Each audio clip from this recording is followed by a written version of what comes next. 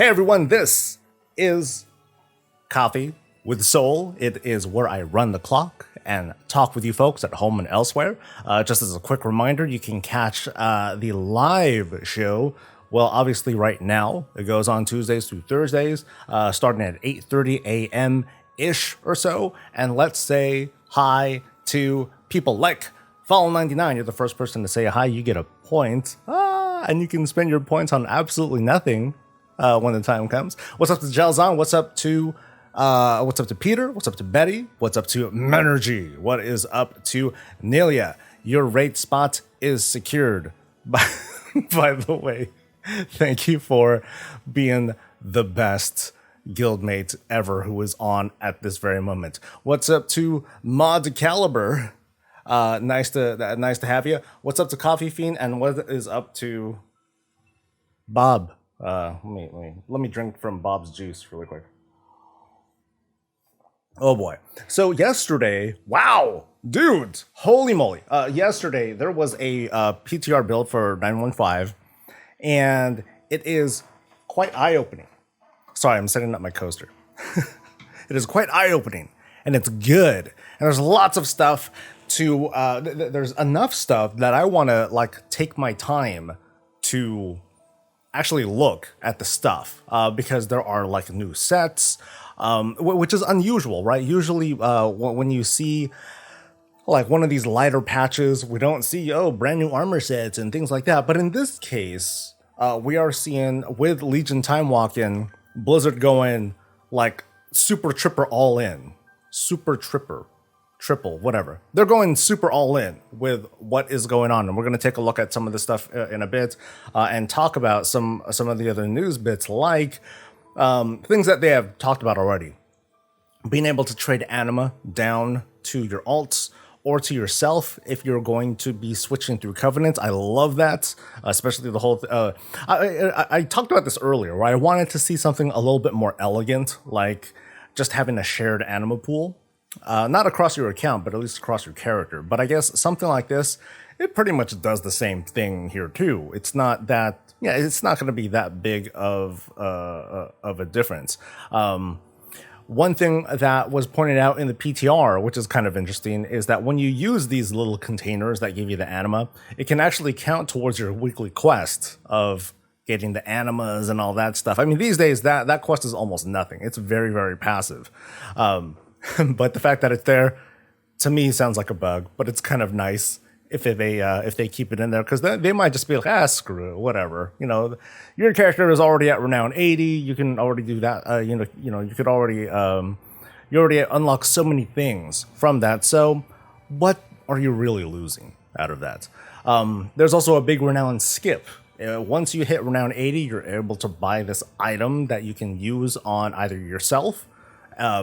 If you're switching from Covenant to Covenant, or you can trade it down to alts that will let you skip from Renown level 1 all the way up to Renown 40. Now, you can't get any higher than that. After that, then you gotta go through I don't even know if you can call it a grind anymore, because at this point, once you hit that Renown 80, you've unlocked so much of Shadowlands by then that your alts, it's like, what are you really looking for with, by going past Renown 40, apart from empowered conduits, which I know is a thing, so don't tell me that it's not. I'm not saying that it's not. But beyond that, most everything's going to come passively. And the way I see it, getting 2 extra Renown ranks on your conduit thingamajiggers, it's a thing, sure. I don't think it's that. Excuse me, I don't think it's that big of a thing. It's not like, you're missing your artifact weapon, or you are missing a corruption thing, or your rank whatever essence is only a 2 and not a 3. Those made, in my opinion at least, those made much bigger differences than 2 ranks of your thingamajigger. Now, I think one of the last bastions left with regards to the grind would be with conduits. Conduits are still definitely a thing. There are ways to do it, but boy, they still take a while. I myself, I only just hit rank 6 with the Archivist Codex yesterday, which is great. Hey, whoop-de-doo! I took my time doing it. But I still got it. But even then, after buying everything, I still haven't bought everything for my specialization. But of course, what about other folks like druids or just people who do all the specs and they want to upgrade all the conduits? It's gonna take that much longer, and so there's gonna be that bit of a struggle, and I can totally I can totally get that. For now, though, I want to look at burp. I want to look at these sets. Not all of these I've actually given a fair look at, and so I want to take this time to see stuff. Let's see. Let me make sure my chat is working okay. Okay, cool. Chat's working okay. Y'all just lurking. It's okay. So let's take a look-see at some of these sets right here, starting with the Mage. So all of these sets, we don't quite know where they come from. People have talked about Legion Mythic plus Time Walking. That's cool. I can make this bigger, yeah. People have talked about Legion Mythic plus Time Walking. Now we're seeing data mine stuff that it might be the Mage Tower, which is like, ooh, holy crap. It might be Mage Tower level stuff. That has me, and that has me like hugely excited for what's going on. But yeah, first look at the Mage. It's I guess I'm not giving a fair shake with some of these looks because I don't remember what the original ones look like. But I guess that's okay because it just lets me have a fresh, here's my excuse.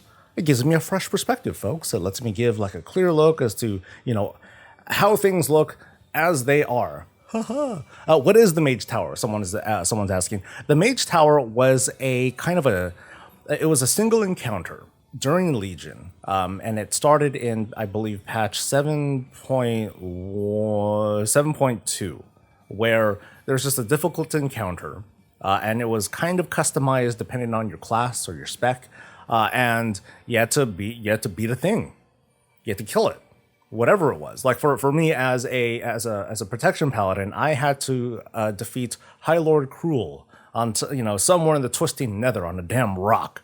And it was a very difficult encounter. It took a lot of learning and skill. It involved getting lots of consumables, having the right items, and it was hard. Now, that encounter was present for the remainder of the expansion. So as people got gear and new legendaries and etceteras, then they were able to eventually kind of trivialize it. But it was something that was hotly celebrated by players. A lot of it was because, one, the encounters felt unique and kind of hard, although there were critiques over those as well.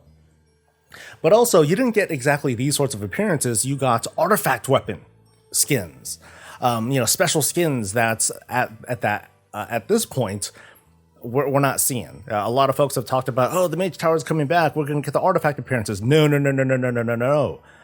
Let's hold our breath for that one. Even the folks at Wowhead are like, hey guys, we're not seeing anything about Mage Tower appearances, weapon appearances. We're seeing these. That's it.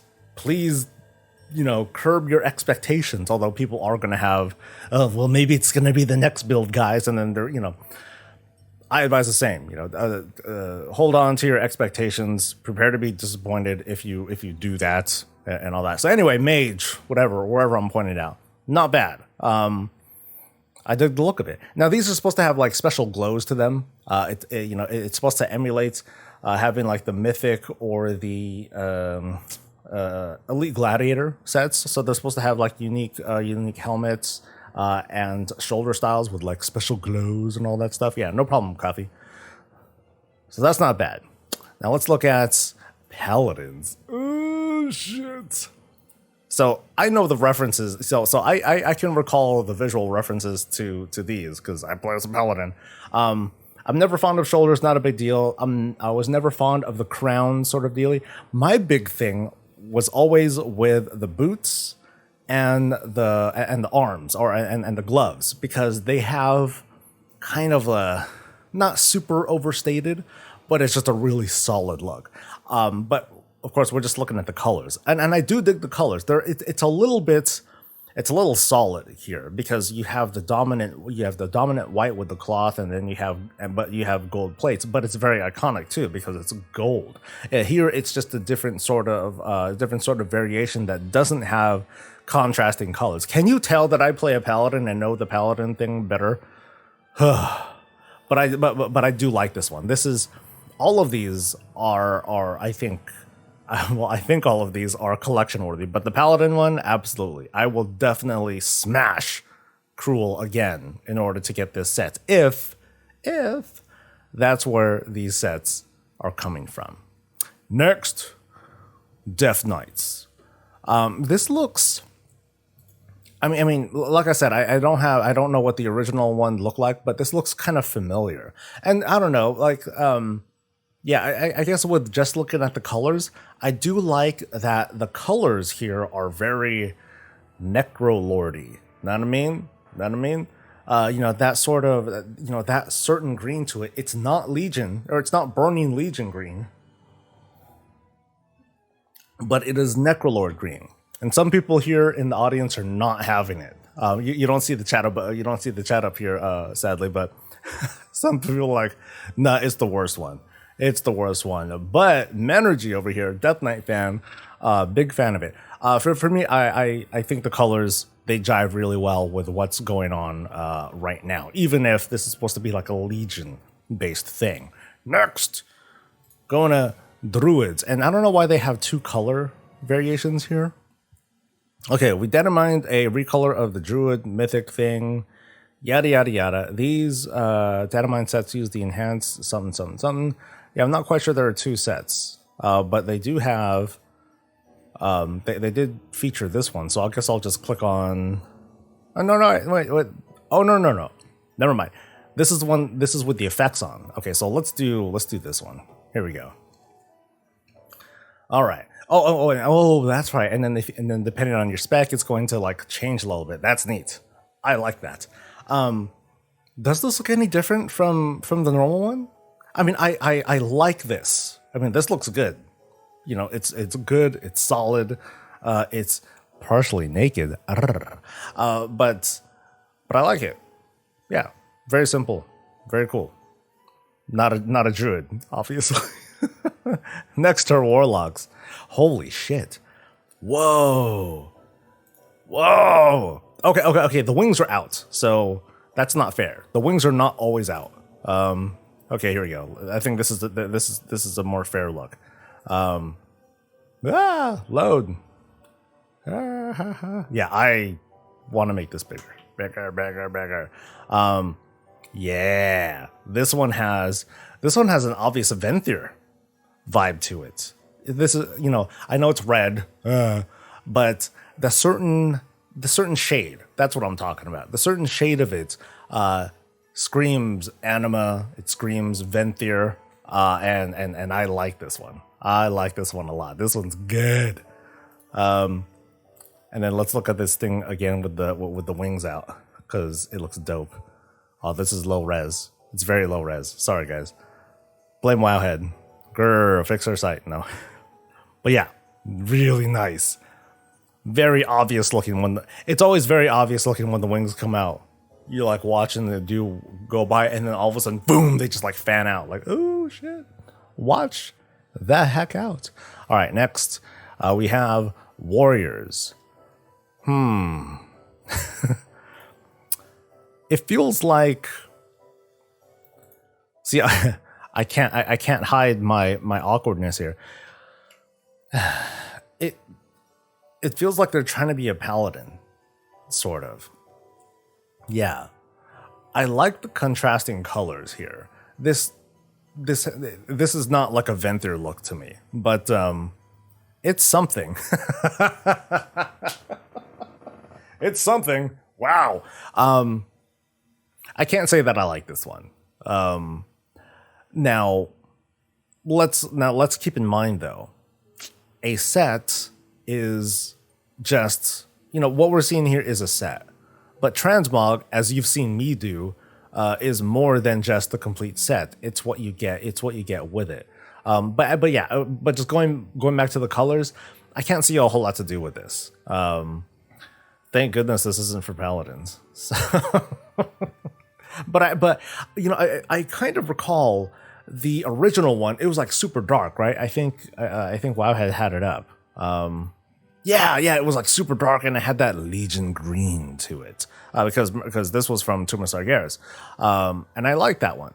You know, I like the original more than what's current. Maybe we'll have to see what the effects are, but I guess the overall theme of it and color scheme is just not something that's really like capturing me. Paladin reject concept, someone says. Now keep in mind that these are the same armor types. It's just that the colors, they handpicked or or hit random on the colors with each of these with each of the color tints, and was like, okay, this is good. Maybe they did that. They just hit the random color button until they were done. You're thinking broker theme? Yeah, I'm not sure. I don't think this is really trying to connect to any certain theme. It just doesn't quite work with me. Maybe if it was like a little bit different. All right, so let's move on to priestesses. And there are two colors again. Okay, so this is the original one, right? The gold. But this one, oh, I like this. Wait, is that screamy face always there? Hold on. So, open image and whatever. Okay, so the screamy face, that's always been there. Wow, that's horrifying because that screamy face is there. But it feels like it fits so much better like this. You're like, oh my god. Now, these are still supposed to have effects to them. As in like, like purple vomit. They turned the particle effects off on the purple. Yeah, so this thing's vomiting. Now, what color is going to get like out? Is it going to be gold? Is it going to be purple? I hope it's purple because that would make sense to me. Like you see the purple chain, the pinkish purplish chain. I like the tones on this. This looks good. This definitely has that Dark Kyrian vibe. I like that. Yeah, I think that totally fits this right here. I think that's what they're going with maybe not all of these sets, but with most of them, they're trying to be like, hey, can we make this? Can we do a Kyrian thing from this? Yeah, we can do it. All right, cool, let's do it. And so this is what we're getting. Yeah, I like this one.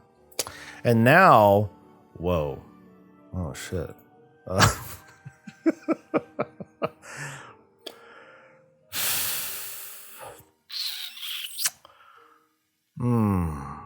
Can we see the original? Okay, here's the original. Oh, dude, it's the same shit.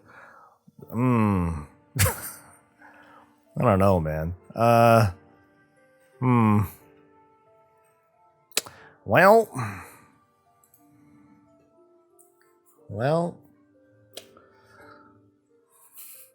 I feel bad.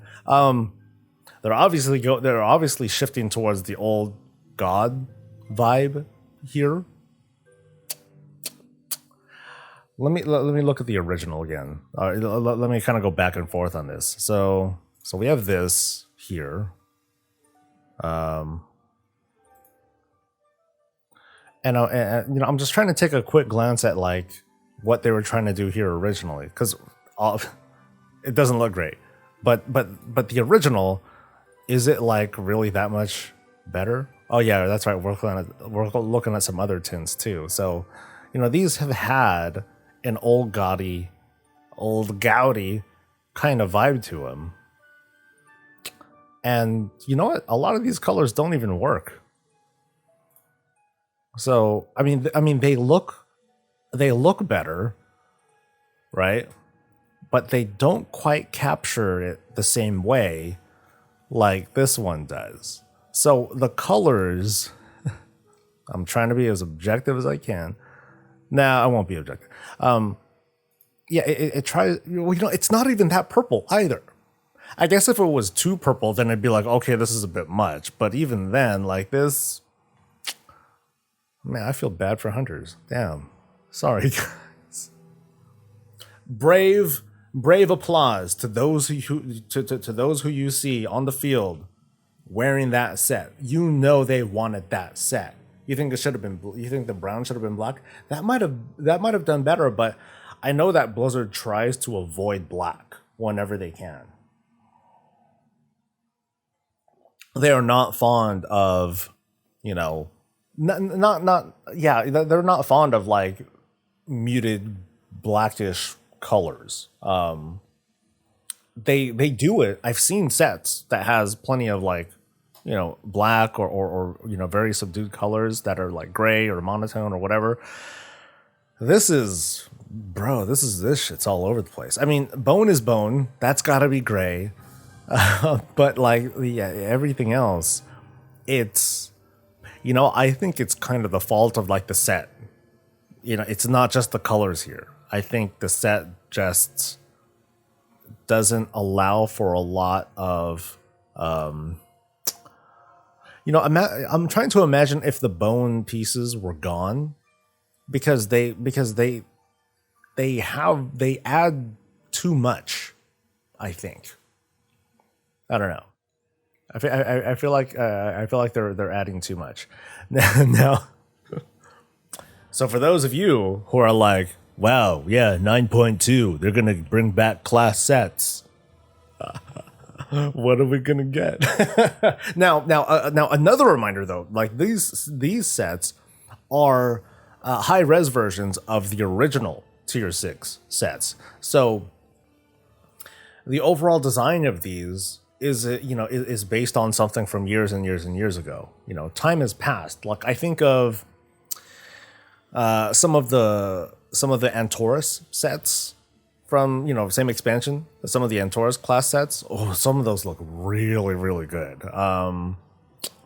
Let's see. I'm not gonna pull them up, but yeah, some of those they look really good. They had like especially the priest one, the cloth sets. I think were my favorites. Especially the warlock one. The warlock one looks so good. So let me do. Where's my eye cleanser?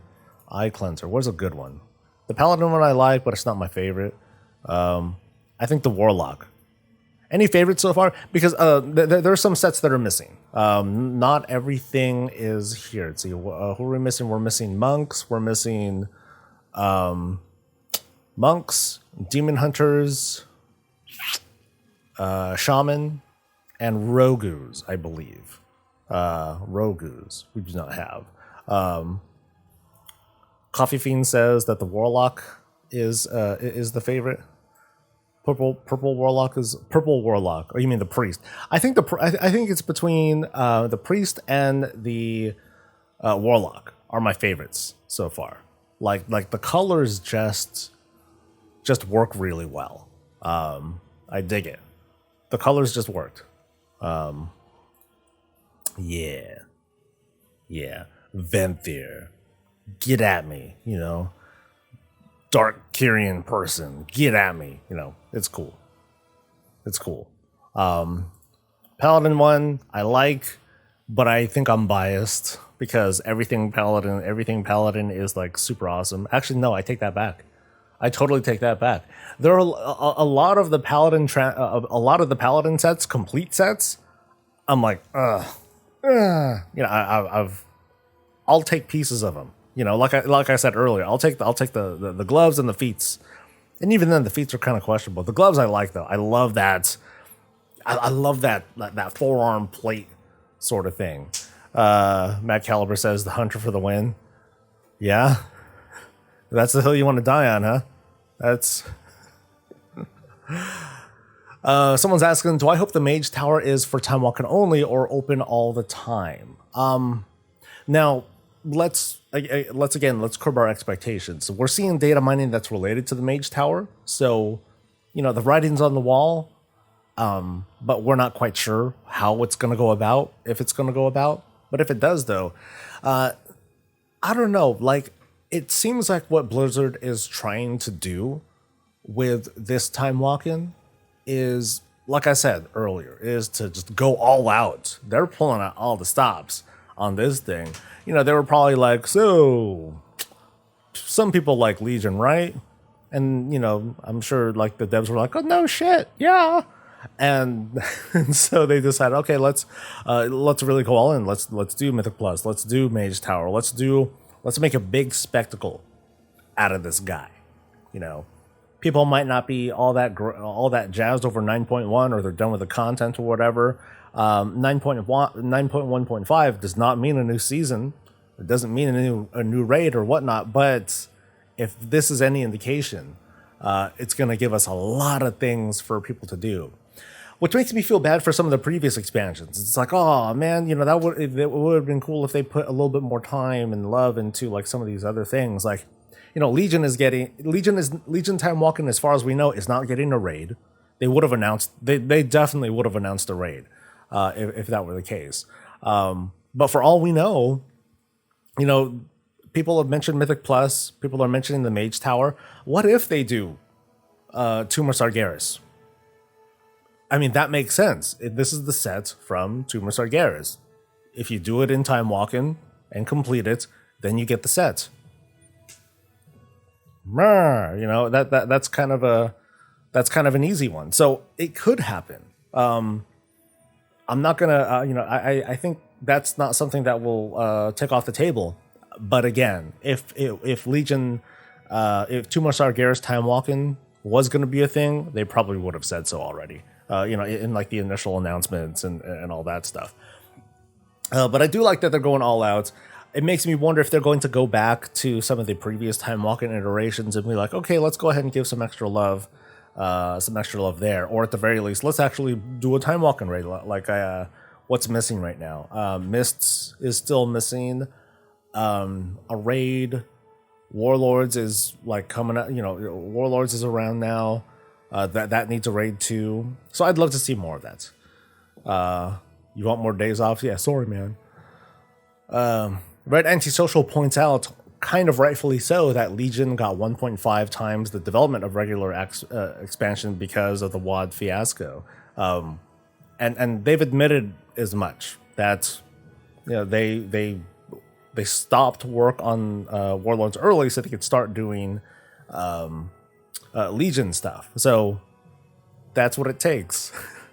and I wondered to myself, like, maybe that should be the sort of model. Maybe one expansion can be like, not exactly half an expansion, but it can be something where the content is a little bit lighter. The systems are kind of stripped down. You know, it's something to kind of get us by, because they're going to work on something really big for the next expansion. I'm not too fond of that idea though, because then it makes, you know, the smaller expansion look like the redheaded stepchild while they work on the real stuff. Or it would kind of fulfill the prophecy of having the filler expansion before having like the good expansion. But then there's also the possible misplaced expectations where, what if the filler expansion is better than the big expansion, and so on and so forth. And that would be cause for a lot of like bad discourse. But you know what? Maybe that's not such a bad idea either. You know, by looking at the transition between Warlords and Legion, you know, there were dividends that were paid out. That's cool. It's just that when they made that move from Warlords to Legion, it was conscious, but it was partially like their own screwed up expectations. Like, you know, good enough. Let's go ahead and wrap this up, and yeah, no one will be mad. Everything's gonna be fun. It's Warlords Adreno. Yeah, great. Yeah, no, not so much. Another thought that's come to mind once or twice is the idea of just having a really long expansion, where, you know, Blizzard plans it out where they either have longer seasons, not, you know, kind of like this sounds awful, kind of like Shadowlands, but with more well thought out systems that make this content feel like it's a bit meatier, or just having, you know, after the main story is done, you know, like for example with Shadowlands, you know, we're going to get a 9.1, 9.2, maybe a 9.3, but then have like a 9.3.2 and a 9.3.4, you know, where they just kind of like stretch things out and add little bits of content. Not much, Not too much on class changes and improvements and whatnot, but just things to kind of keep us going with it, with little bits of story, maybe throw in a dungeon or something like that. And while they take a little bit more time, a couple extra months, whatever they can get, in order so they can put more effort into like the next expansion, something like that. I feel like what they do right now, and I think I talked about this the other day in another coffee episode, that maybe they put, they're kind of burning themselves out. I'm sorry, where they're constantly working on like the new thing while responding to the current thing, and that makes the design philosophy kind of wonky, because we're seeing this weird reflection of things that they've learned while they're still learning things. And I feel like that doesn't give the team a lot of time to like pivot and all that, because they're thinking up the new system to replace the old system, but we're working on the old system. It's very confusing, I know. So I'll kind of stop there. It's just a little bit funny. And I have a visitor. A puppy is peeking her head in and assessing the situation. She's reading the room. Shankleton says that honestly, I just hope the next expansion doesn't look to add a ton, but takes a look at revamping and re-solidifying the core of the game. I want to agree with that, because we have these two audiences. One of them is like, we want the new thing. We want Warcraft in space. People want to see the escalation, and we want to see them like just duel gods and become gods, and instead of a garrison, let's have a planet to forget player housing. We want player worlds to edit and all that stuff. People want that thing to escalate. My thought is, let's kind of ground things a little bit. Let's put the cosmic stuff on hold. The puppy left. She was like, I'm good. He's talking to nobody. He's crazy. I'm gonna leave. Yeah, okay, old puppy. That's that's how that goes. Let's see. Where was my thing? I like messed stuff up. Yeah, real quick, how are you guys doing today? I hope everyone's having a pleasant day so far. World of World Edit Craft. Oh, goodness.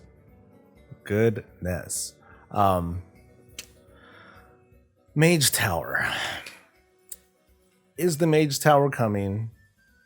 Do I really want to do the Mage Tower again? Because my quick history with the Mage Tower is that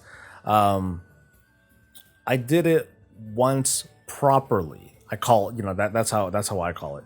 I did High Lord Cruel with my Protection Paladin in 7.2 before, and I was able to beat it before the Tumor Sargeras raid opened, because that was my mindset at the time. I was like, okay, if I can get this before Tumor Sargeras opens up and I get all the extra gear and the legendary and whatever, then I'll feel like a winner. I'll feel good about myself. And so I did manage to get it after hundreds and hundreds of attempts. After that though, then I was kind of reassessing what I want to do in the game, and I was like, okay, maybe I'll start doing it with an alt. Which alt do I want to do it with? And then very quickly I felt this weight of dread. I was like, oh wait, God, I gotta level up the alt, I gotta do the campaign, I need to and then I need to get legendaries. And at the time, it was just totally random. And so I'm like, okay, do I really want to just keep plugging away at whatever, hoping that I get a legendary, and then I can start doing and then I can start taking on the Mage Tower? Because it's not like you get a chance at getting a legendary from losing at the Mage Tower. So I would just be kind of like smashing my face and, practicing the fight without ideal legendaries or anything like that. And maybe if I was skilled enough, I'd be able to do it without those sorts of things. Or maybe I could have just waited until more gear came out and things like that. But I think my mindset at the time was, it didn't feel worth it. So even towards the end of Legion, where we got the announcement that, hey, they're going to go away, yeah, Mage Tower's going to go away. You can't get these appearances afterwards. And then there was like this huge flood of people that are like, oh my God, we got to get all of our appearances done, get all 30 some odd appearances. I was like, fuck it. I was like, nah, I'm good. Because I thought back to how good it felt to earn those appearances to earn the like the flail and stuff with my paladin, and I felt really special. But I felt like getting the other appearances on these other specs, it didn't feel like I'd earned them. Like it wasn't about the appearance. That wasn't the goal. It was nice. It's a very nice consolation prize. But what I think I would have preferred is to, have the glory of having done it when it was most current, as in during that season or during that tier, because there were still tiers back then. That's why, I remember I talked about this a lot when I talked about how much I really liked Horrific Visions.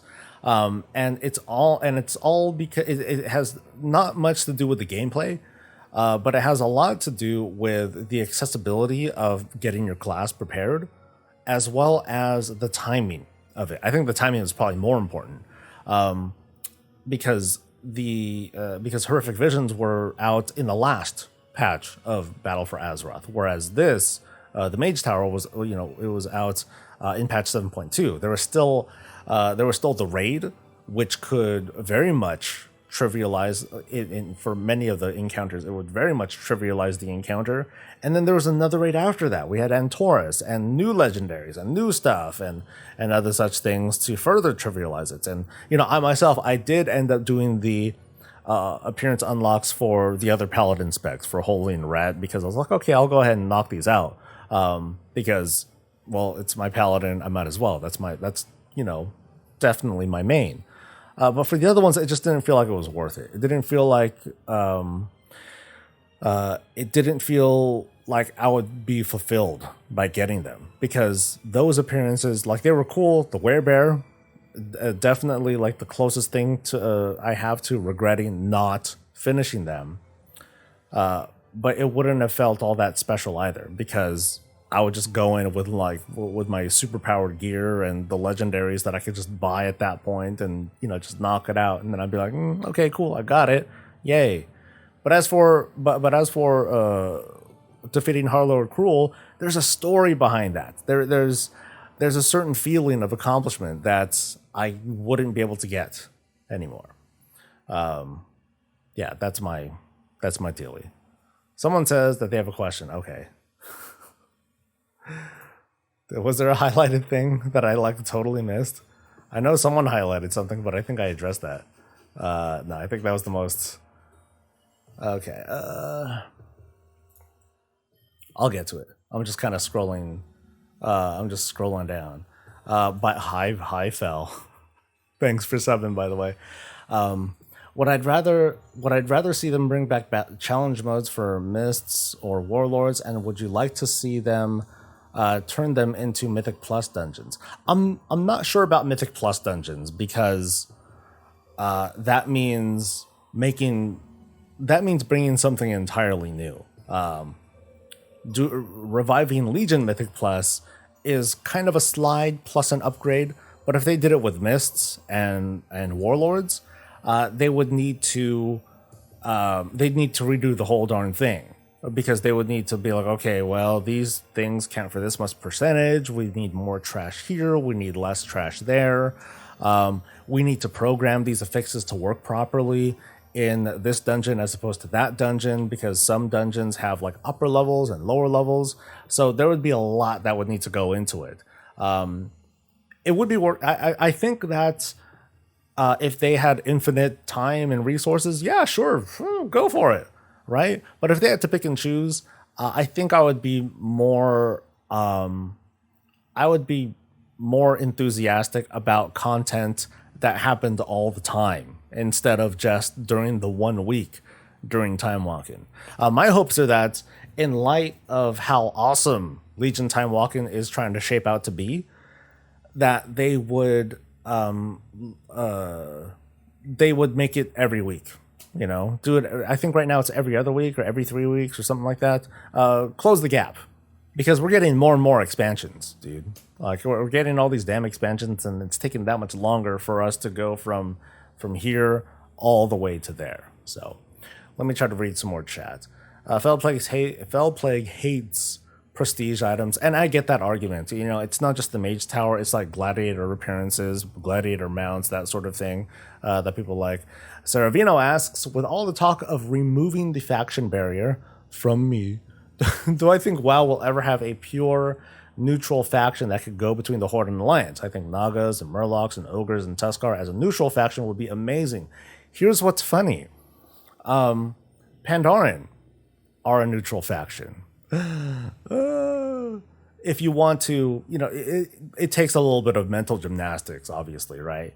But I think what you're talking about, Servino, is just being able to, like, hey, be friendly with everybody, kind of, sort of. But if we lift the faction divides, then Pandaren fit the bill, because that's where their story is. They started off with helping everybody, or, you know, being very neutral, and then they pick a side. In this case, they would still pick a side, but they wouldn't exactly be like straight enemies with, you know, they would be possible enemies with the opposite faction's government, but not exactly its players. These days, we can really practice our, you know, this is Olympic level gymnastics, but we can say that high elves are a neutral race. It's just that they have a much longer story and longer history. A lot of stuff has happened ever since high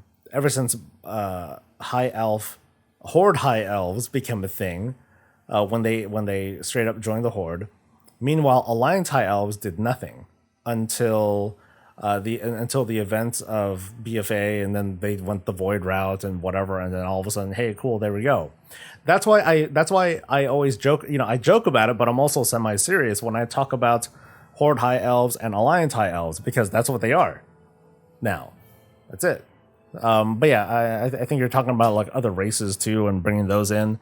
I know I've thought about, or I've been open. I have been open for the idea, as if I'm the gatekeeper, right? I've been open to the idea of more neutral races like the Jinyu or whatnot. Actually, I think the Jinyu straight up joined the Alliance, but yeah, I get what you're talking about. Having more neutral races. I even talked about like genders, like not exactly gender specific races, but the notion that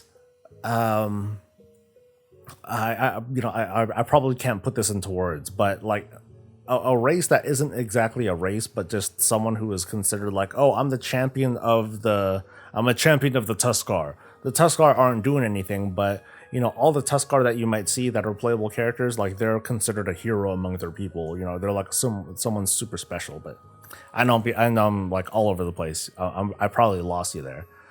I can understand both sides with appearances. I was on a Blizz-like server and was over 40 hours to unlock them with all specs with my druid. But when I started 8.3 and again playing with, I wanted to have them too, but don't have the chance anymore. Mythic plus Black Rock Depths. Ugh. Well, I mean, there's two halves of it, right? I think they need to split it even more, though. Good God. Black Rock Depths. No, man. I understand prestige items, but I hate retroactivity prestige items, at least prestige items that have some uses, but retro, I don't get what you're saying there. So can Shadow Priests and Warlocks used to be able to back when we were fun, had meta. Blood Elves and Void Elves can speak to each other and get, oh, can they? Oh, see?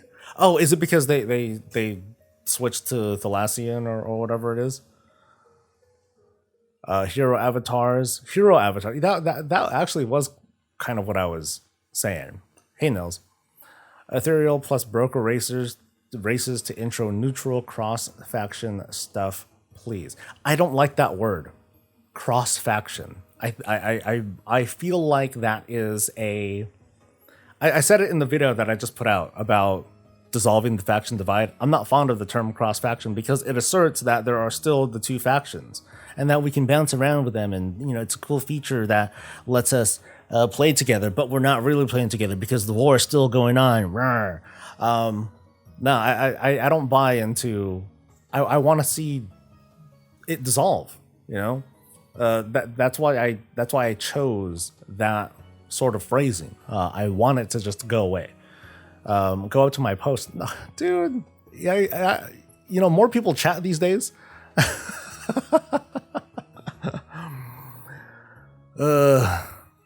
Like when they added the black scarab mount in the BFA pre-patch, a new mount locked behind getting something 10 years beforehand. Not cool. I don't remember. I kind of remember that. But I think you remember better than me because it matters to you. Sorry. I wouldn't mind a horde drain. Yeah, see, I'm not fond of that either. Because what that sort of threatens to do is disrupt the lore, is to try to retcon it. And I don't buy into that. People, if you roll a Draenei, cool, you're a Draenei. You spawn over in Azure Mist Isle, you're hanging around the whatever the spaceship is called, sorry. You're doing your thing. But you could also, wander around to do neutral quests and whatnot. And in the meantime, if you party up with orcs and trolls and whatnot, then that's fine. That's fine. But the Draenei as a race, they're still part of the Alliance. They still have this Draenei government. Velen is still part of the Alliance and that sort of thing. Every now and then, your people will call you up and raise the banner, and you've got to help them. And you might do that. Sure, go ahead. Oh, yeah, it's the Exeter. Yeah, sorry. Same thing goes for orcs and elves and trolls and what have you. You start in a certain spot, and you are considered part of that government. But then as you quest and as you help people out, then you realize very quickly that you're different. You're a champion. You're a champion of the people. You're a champion of Azeroth or whatever. And you're bigger than those things until the narrative, pulls you in and says, hey, champion, we need you to help us. We need you to help help your people out. Okay, fine. I'll help my damn people. And I think that's all it takes. It's subtle, but it's not. It's easy, but it also sounds so jarring. But I think once people get into that mindset of just lifting the divide and seeing what happens when you pull back that curtain and take off them rose-colored glasses, you're like, oh, okay, this is it. We're just playing together. That's all it's all it needs to be. Okay, so Fel's determined to explain this to me. So he says retroactive prestige items are basically it's basically what you talked about with the scarab mount. Someone who was a scarab lord gets a new cool thing. Woo, and that's it. Volpero cannot join or work with the Alliance until the SI7 pay reparations for the atrocities committed against their people. But here's the thing.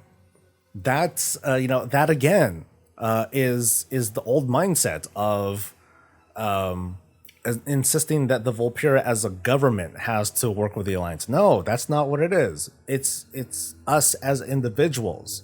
We're just breaking away and doing our own thing. That's all it is. See, this is how I totally acknowledge how hard it is to get out of that mindset that, oh, the Draenei joined the Horde. No, you are doing things with people of that other race. That's all it is. That's really all that is. What about a quest chain to switch sides as a race of the opposite faction? You don't need to, the way I see it, Betty. You don't need to have a quest to switch sides. Just /invite that person, and that's it. That's all of that needs to be done. Because what are you doing together? A dungeon. what kind of what sort of dungeon? Oh, it's one where you're killing void shit or whatever. You don't need to have a quest to join up with a fellow adventurer. That's the mindset that I have. Matt Caliber says that governments and hatred don't disappear because we fought a few world-ending bad guys, but us champions needs to have the choice to ally with former enemies for whatever stuff, like loot. Ugh! Loot is the great unifier of the champions of Azeroth. It is pretty much as simple as that. Excuse me. So Fel insists that he is being punished, being unable to earn something that you didn't know was going to exist. I don't buy into that at all. That's like saying we need that. That's like telling players of any game that you need to have been there at the very beginning. Otherwise, you pay the. That's everything, though. That's real life. That's just called missed opportunities. And I know it's a video game, and I know that those sorts of feelings aren't the right thing to have because it's a video game, and video games ought to be about just showing people a good time and letting people like earn stuff and all that too. And hopefully they just won't do that in the future. But I'm also not going to hang them for it either. Because that's just the mount. Now imagine something extreme like, hey guys, Ian Hazzikostas here. I'm here to introduce to you a brand new quest line, but it's only for people who completed the Hand of whatever it was achievement back in Burning Crusade. It's a brand new special quest line, and there's like new stuff, new bosses, and new gear that you can get. But if you didn't do that before, you're screwed. Ha! That would be like, ooh, ah, that would be like terrible. This is a mount. So my reactions to that are far less, I'm like, that's not a big deal. Imagine if tomorrow they added a new mount, a fire elemental mount that required you to have killed the Ragnaros 10th anniversary event for like, wow. Then I'd be like, all right, cool. That's a +1 to my collection, and I'd still hop onto my rocket. That would be it. That's how we're not seeing that sort of extreme. So that's why I'm like, not that big of a thing. The brokers and Aetherius would be a great story reason to break the factions. I don't think the faction. Again, that's like this is me. This is only me clashing against some of these statements. I think that's a fine idea, Fel. But I also feel like, why does it need a story to break the factions? The factions don't need to go anywhere. Horde and Alliance can kill each other, day in and day out until their population shrinks to 0. But the champions of Azeroth are still are going to outlive that. That's how I see it, at least. I hang out with Alliance all the time and Mountain Farm. See, there we go. Dragon's faction is the Champions of Azeroth. My main sports the ambassador title, and I refuse to PvP. I already play her as if she were of all the people. That's a cool way to roleplay it. Now all we need to do is just be able to talk with and interact with and group with and guild with people from the opposite faction. It would be a cool kind of social dynamic. It would be so chaotic at first. Like imagine, this actually became a thing. Horde and Alliance, where Horde and Alliance players were no longer considered Horde and Alliance players. They were just players. That's it. That sort of distinction dissolves. And now it's just, oh, we just play together. Okay. But there's going to be people that hold on to the old ways. You're going to have guilds that are going to be like, yeah, we only allow Alliance people in here, not you filthy Horde peoples and stuff. Just like in real life, those rivalries, they can run really, really deep. And I'll be really entertained seeing the chaos of, let's of like the first people joining traditionally like a guild of one faction. So like in my guild, like if we get a human all of a sudden, I know even I would be like, hey guys, look, it's the hume. And my guild, we don't take ourselves seriously. We totally do it for fun. But we would totally do that anyway. Like, look at the human, look at that. And then I know one of our guys would be like, all right, Soul, I know we're letting humans in and blah, blah, blah. And, we all just want to play together, like you said in your stupid little videos. But if you invite a gnome into this guild, I will flip my shit, he would say. And if anyone here in guild is listening, you might know who I'm talking about. Maybe. But, I know that's going to happen. And that would be kind of fun from a social standpoint, but I know that would be also kind of jarring too. And there would likely be hurt feelings going around, but I feel like that's ultimately necessary for the long-term health of the game. Right now, it's not sustainable. It's been frayed. It's like fallen apart at this point. And I don't want to see a situation where, and we're seeing it kind of, where alliance players are like, we're not having as much fun because it's so hard for us to like group and do things together because the options are so limited. I feel like I got to transfer. And that kind of fulfills that whole conspiracy of, yes, Blizzard just wants that sweet, sweet transfer money, which is money, right? But I don't think it's as much money as it would be to just let people like play and enjoy and be logged on and do stuff together. I think that's more worth it to Blizzard. And I'm sure that's one of many conversations that's going on right now as they're deciding what to do, or if they've already decided to do it and they're just kind of like, they're just kind of being really mum about it and don't want to talk about it too soon. But I think they should. They're definitely like walking around it, saying that, oh, we got to do something. They might already have something planned and they're implementing, they're starting to rewrite quest lines or do whatever to get that stuff done. Oh gosh, so many people talking. Oh no. Let's see, Alligator is against prestige stuff in general. Cool. Hand of the Naru. There we go. That's what I was talking about earlier. Or Hand of Adal. Adal or Adai? I think it's Adal. We're just adventurers independent from the factions. Maybe we all just defend racism. Maybe we just all defeated racism and get along. Yeah, that's it. That'll be the name of the patch. Patch patch 10.0. Racism defeated. Mission accomplished. Done. There's a guild on Cenarian Circle called No Elves. Filthy Humie. I would love. Oh man, I'm sure RP guilds would have such a ball with something like that. I can see them just salivating at the mouth, like, oh my god, we can introduce so much more story with this. And that would sound like a lot of fun too. Blizzard is missing a serious cash cow too, because if they open guilds to both factions, I would have to spend serious money to move my 130 Horde characters to my Alliance servers to get them into my main guild. Holy crap. That's a lot of characters, Dragon. Holy smokes. I joked about this. I've been joking about this, but I'm also dead serious. Lift the faction divide, 80% off, or 75 to 80% off race changes. Welcome back weekend, and Blizzard will generate millions over that weekend. I am 100% convinced of that.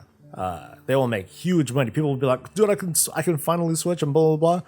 Hell yeah, let's go. And it only costs like $5 per character to get in. No brain. It's what, $20 for race change? I forget. I think it's $20. But yeah, they would make fat money. Fat money. Make no mistake, if Blizzard crosses the factions, there would be a contingent of people who would leave. There would be. Probably. Maybe.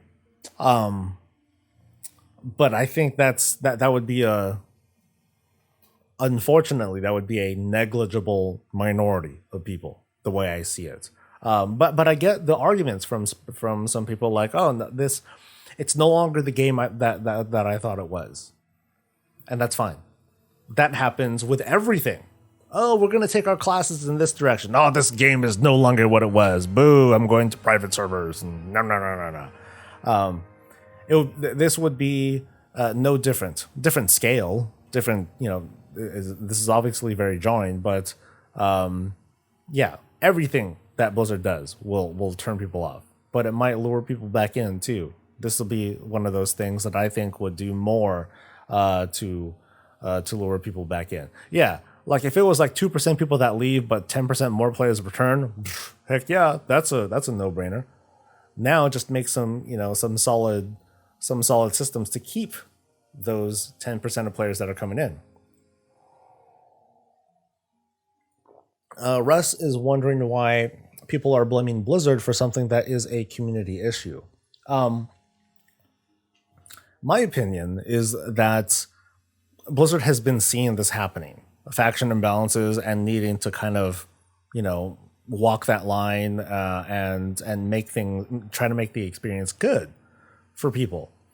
The reason why I put a lot of the responsibility on Blizzard is because part of it is because racial abilities and things like that that helped to exacerbate people moving. It was a reason for people to move. Eventually, though, this was going to happen. Fortunately, it took 17 years for it to happen, but I think we're at a point, we're clearly at a point where players are adversely affected by the imbalance, not a straight faction imbalance, but an imbalance of people who do certain content. You have a lot of people on one side that are performance minded. So that's where you go to one faction if you want to have a higher chance of doing PvP or doing Mythic Plus or doing raids or what have you. But otherwise, you stay with the Alliance or you join the Alliance for different reasons. And I'm not going to pretend I know what these are. All I could assume is that Goldshire for the Alliance is, I don't think there's a very strong Horde equivalent to Goldshire, is there? That's the only thing I can think of, which is really sad. But, while the populations of straight Horde and Alliance might still be kind of okay, it's when you look deeper. It's when you look at those demographics, they break because of reasons. And they're all Blizzard's fault because of racial different, race abilities, racial abilities, and how that's caused an imbalance. But ultimately now, I think it's gone well past that point of no return where people are just like, hey, I just want to play with other people. And it's hard to do on this faction as opposed to this other faction. But at the same time, you have people on the Horde that are like, okay, these PvP queues, they're taking freaking forever, man. I know that there's I can do mercenary mode and stuff like that, but it's still kind of rough. Crossroads. Thank you. I don't know this stuff, okay? Thank you for helping me out with that. Oh, right. Thank you for reminding me of that. Makari was finally changed. We all knew it was going to happen. Some people resisted. They're like, no, Makari, it's such a disconnect from McCree. Not far enough. But I still thought Awesome Town would have been cool. I had other ideas too, like Eridar Land or Eridarville. But Eridarville didn't sound right because that sounded more like the name of a planet, because Eridar is the name of the race and that sort of thing. But they renamed it to Eridath, and I like that. I think that works. It works for a capital. It's simple, it's tasteful. It doesn't send any messages. I mean, like they didn't call it like SJ Dub City or fuck Cosby, fuck Cosby. There you go. FU apostrophe KASBY. For Cosby. Yeah. No, they didn't do that. They just renamed it, washed it out. Cool. Some people are saying that it's SJW and woke. whatever. It's their fucking game. They can do what they want. But I like the name though. It just sounds like a strong Aerodeath. Cool, done.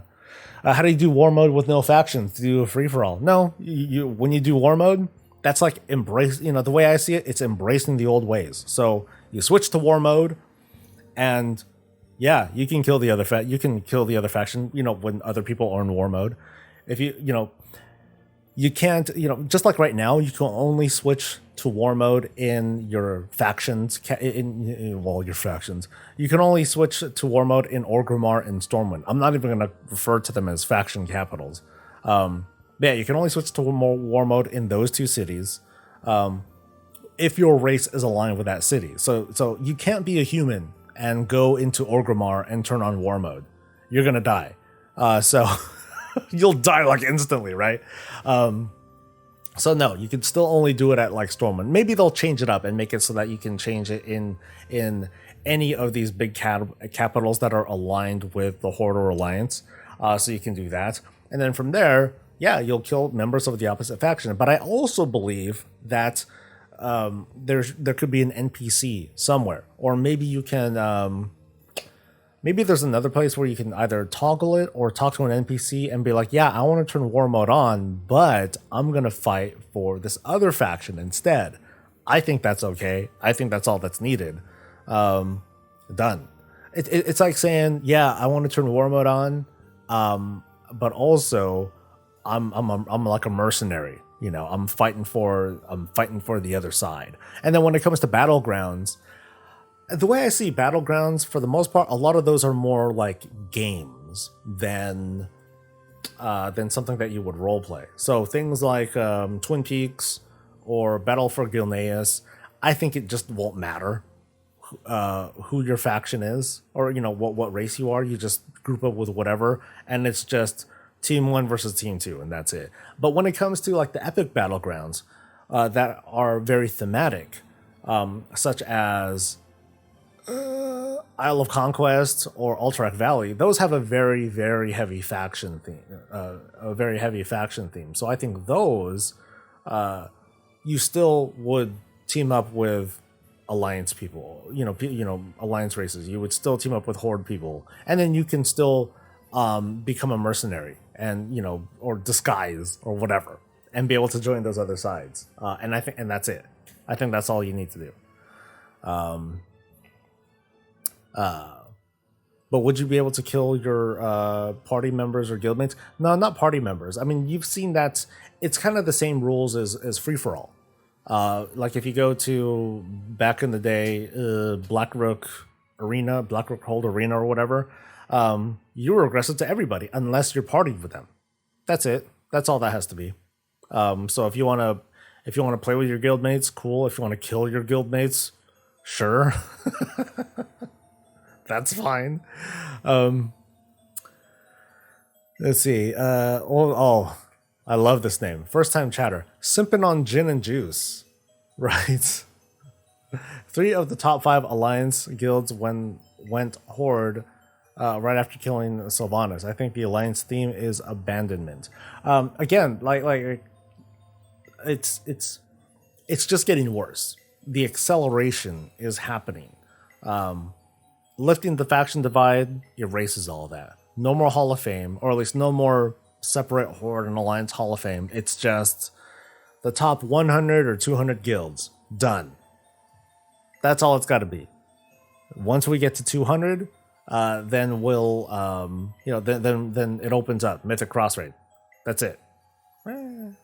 If the problem is gameplay only, why is the mercenary mode not a good solution? It's more simple. It's because it's half-assed, basically. VS de Nacimiento.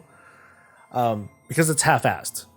If they only made a mercenary mode for like PvE content, and this is what most of the focuses on, if they only made it so that people can group up and go in and key for dungeons or key for the group finder, that doesn't do much of anything to help promote a better sense of community in WoW, because I think a lot of it is really fragmented right now. And having it limited to be alliance, it's like, okay, I can only talk with these people either in Discord, either outside of game, or I have to be partied with them in order to do that. What if I'm doing other stuff? What if I just want to chat with these people? You can't, except in Discord or outside of game.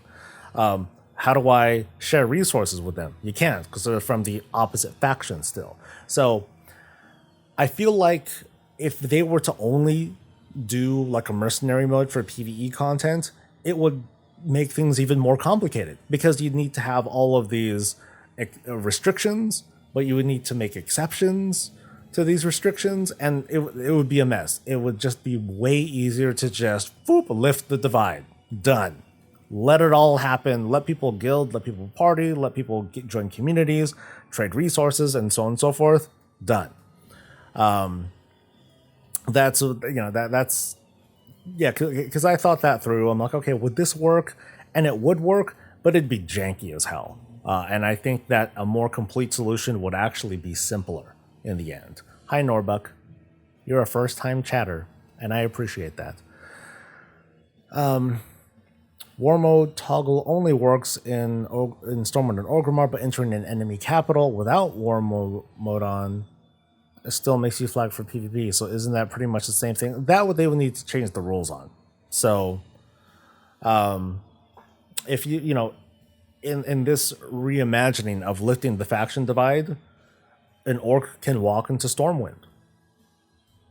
That's it. They can and not die.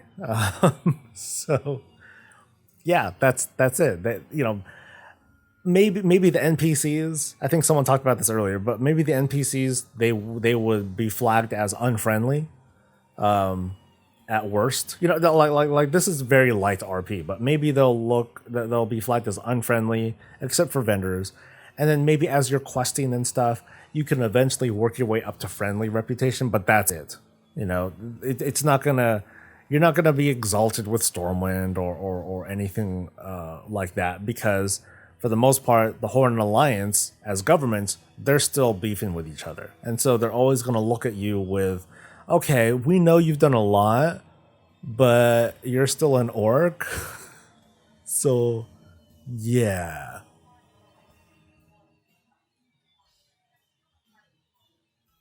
Did someone TTS me? Wow. Is that... I don't know if that even played. I don't know if people even heard that, because I'm not sure if I set up TTS properly.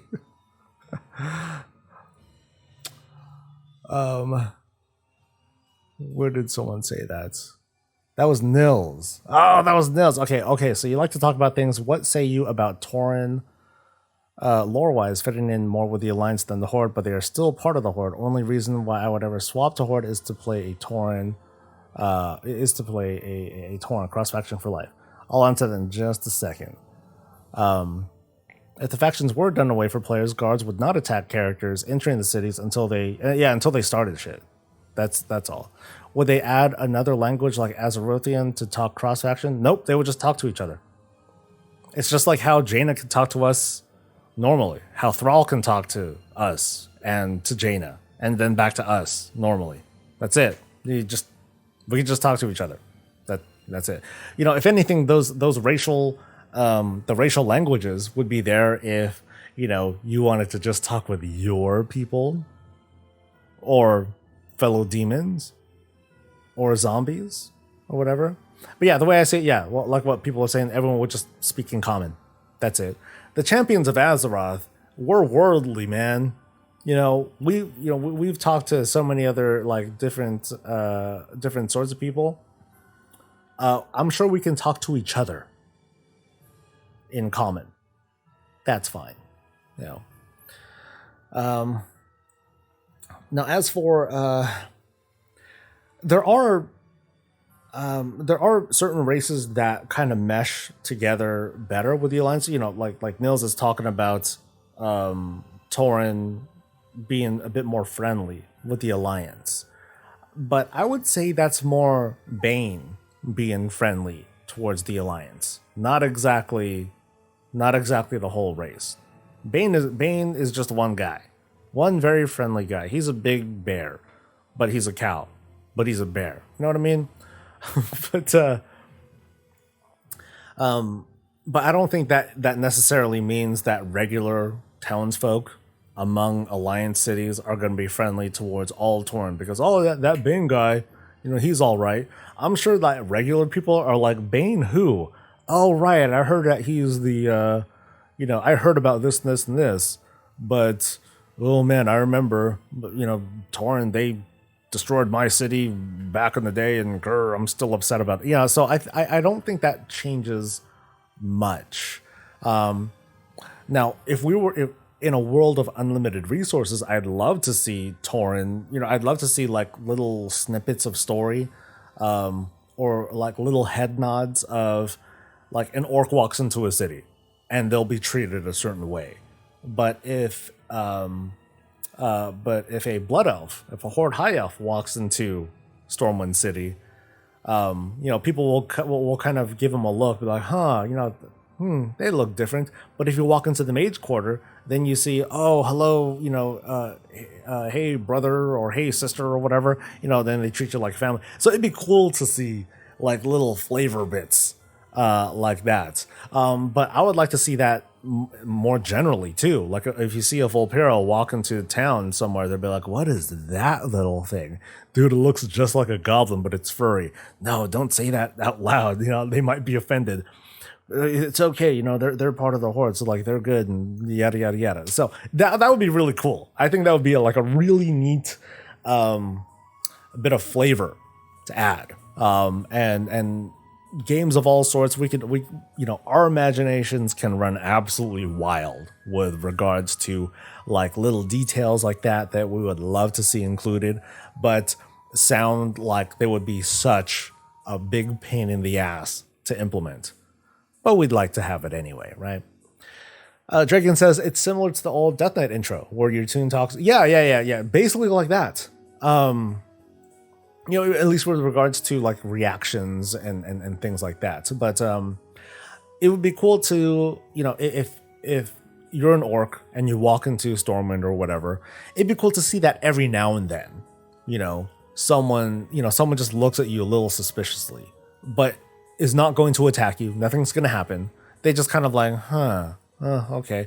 Or maybe, because I had mentioned earlier that you can start at unfriendly, but as you do like side quests or whatever that happen to give you reputation with Stormwind and other faction capitals, then that flavor text starts to go away. And that's it. That's all that, I think that's all that needs to happen. And an achievement, because now you can get more reputations or whatever. Actually, no, that wouldn't work because I don't think that you should be able to be exalted with Stormwind. That doesn't make, narrative or gameplay sense to me, because what do you get? You can buy tabards? No, I don't think you should. I don't think you should be able to buy a Stormwind tabard or, a tabard of the opposite faction, because you're not joining them. I don't think that needs to be. I don't think it needs to go that far. But that's just my opinion. That's my take on how the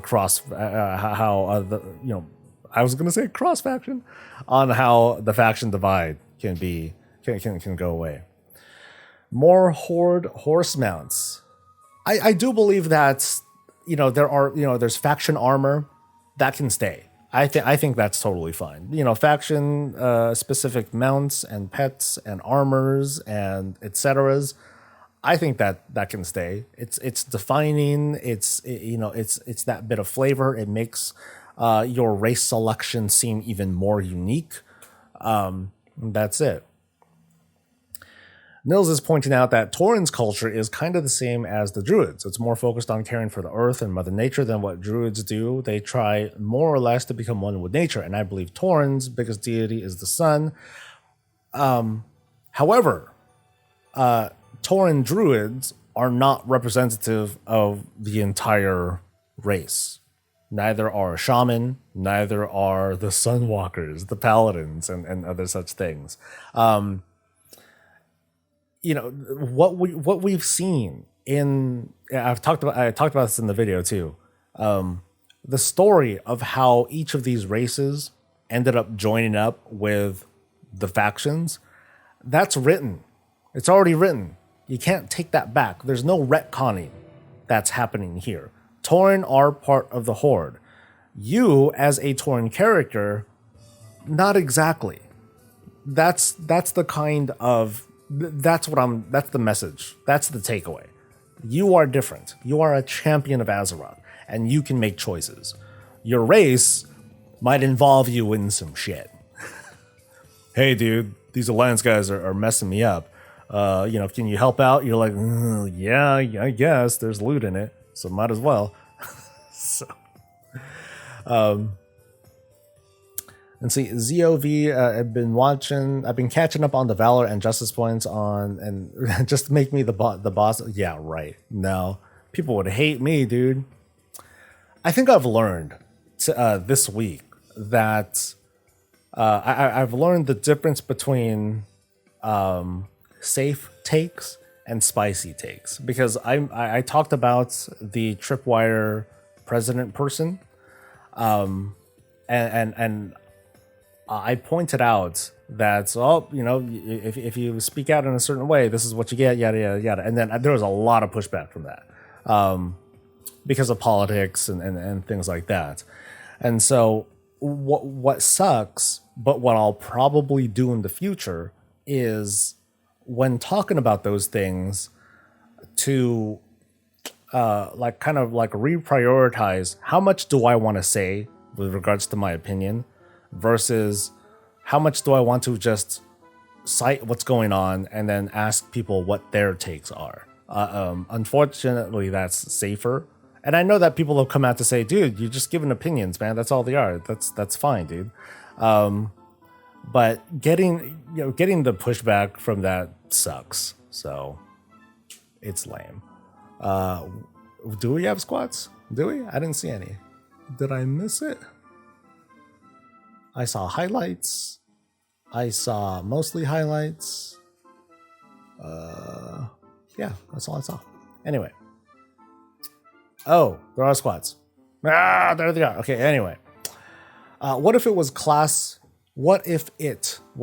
restricted? Mages must officially be inducted into the Kirin Tor and can now walk Azeroth freely. Shaman, Earthen Ring, Druids, the Cenarian, Circle and Moonglade. Yeah, but problem is that not... So you might have noticed as you explore WoW and do stuff with the classes and stuff, you'll notice that some classes are more special than others. Like it was cited here, the Kirin Tor, the Earthen Ring, the Moonglade people, whatever the hell that's called, the Knights of the Silver Hand, and so on and so forth. Only certain classes have that sort of society kind of thing. The others, not so much. I know that in Legion, a lot of those kind of came to light, like with... Not even came to light. A lot of those were just made up. Warlocks come to mind. Rogues sort of come to mind. Warriors come to mind. And the way that they come together, it's not exactly this effort at neutrality either. So I could see where you're coming from, but I don't think it's necessary. I don't think we need a narrative. I don't think we need a narrative thread to tie it together. We don't need a narrative sledgehammer to destroy the faction divide. It was never there. Because it was never there. The Mage Tower was data mined. Yeah, we were talking about that a little bit earlier. Nacimiento. I'll go with that. Nacimiento. Yeah. We talked about that a little bit. And even then, we can't say exactly for sure, like, okay, Mage Tower stuff is being updated, but how closely related is that to these new appearances that are coming out? Because we haven't seen anything about Time Walking Raid in Legion, but we're already seeing Mythic Plus. We're seeing snippets of the Mage Tower, but these appearances have to do with Tomb of Sargeras. So where are we going to get those rewards from? Is it going to be Mythic Plus? Is it going to be the Mage Tower? Is it going to be some weird ass meta achievement where you have to complete some Mythic Plus and do the Mage Tower? Woo, that would piss people off so bad. That would make people hella mad. Or might there still be a Tomb of Sargeras time walking raid? I doubt that a lot, because if I said this earlier too, I doubt that there will be, because if there was going to be, they would have said so. They would have announced it and said, "Hey, we're going to bring this in along with the Mythic Plus and yada yada yada." But the Mage Tower is like, it feels like a big deal. A lot of folks have been asking for it.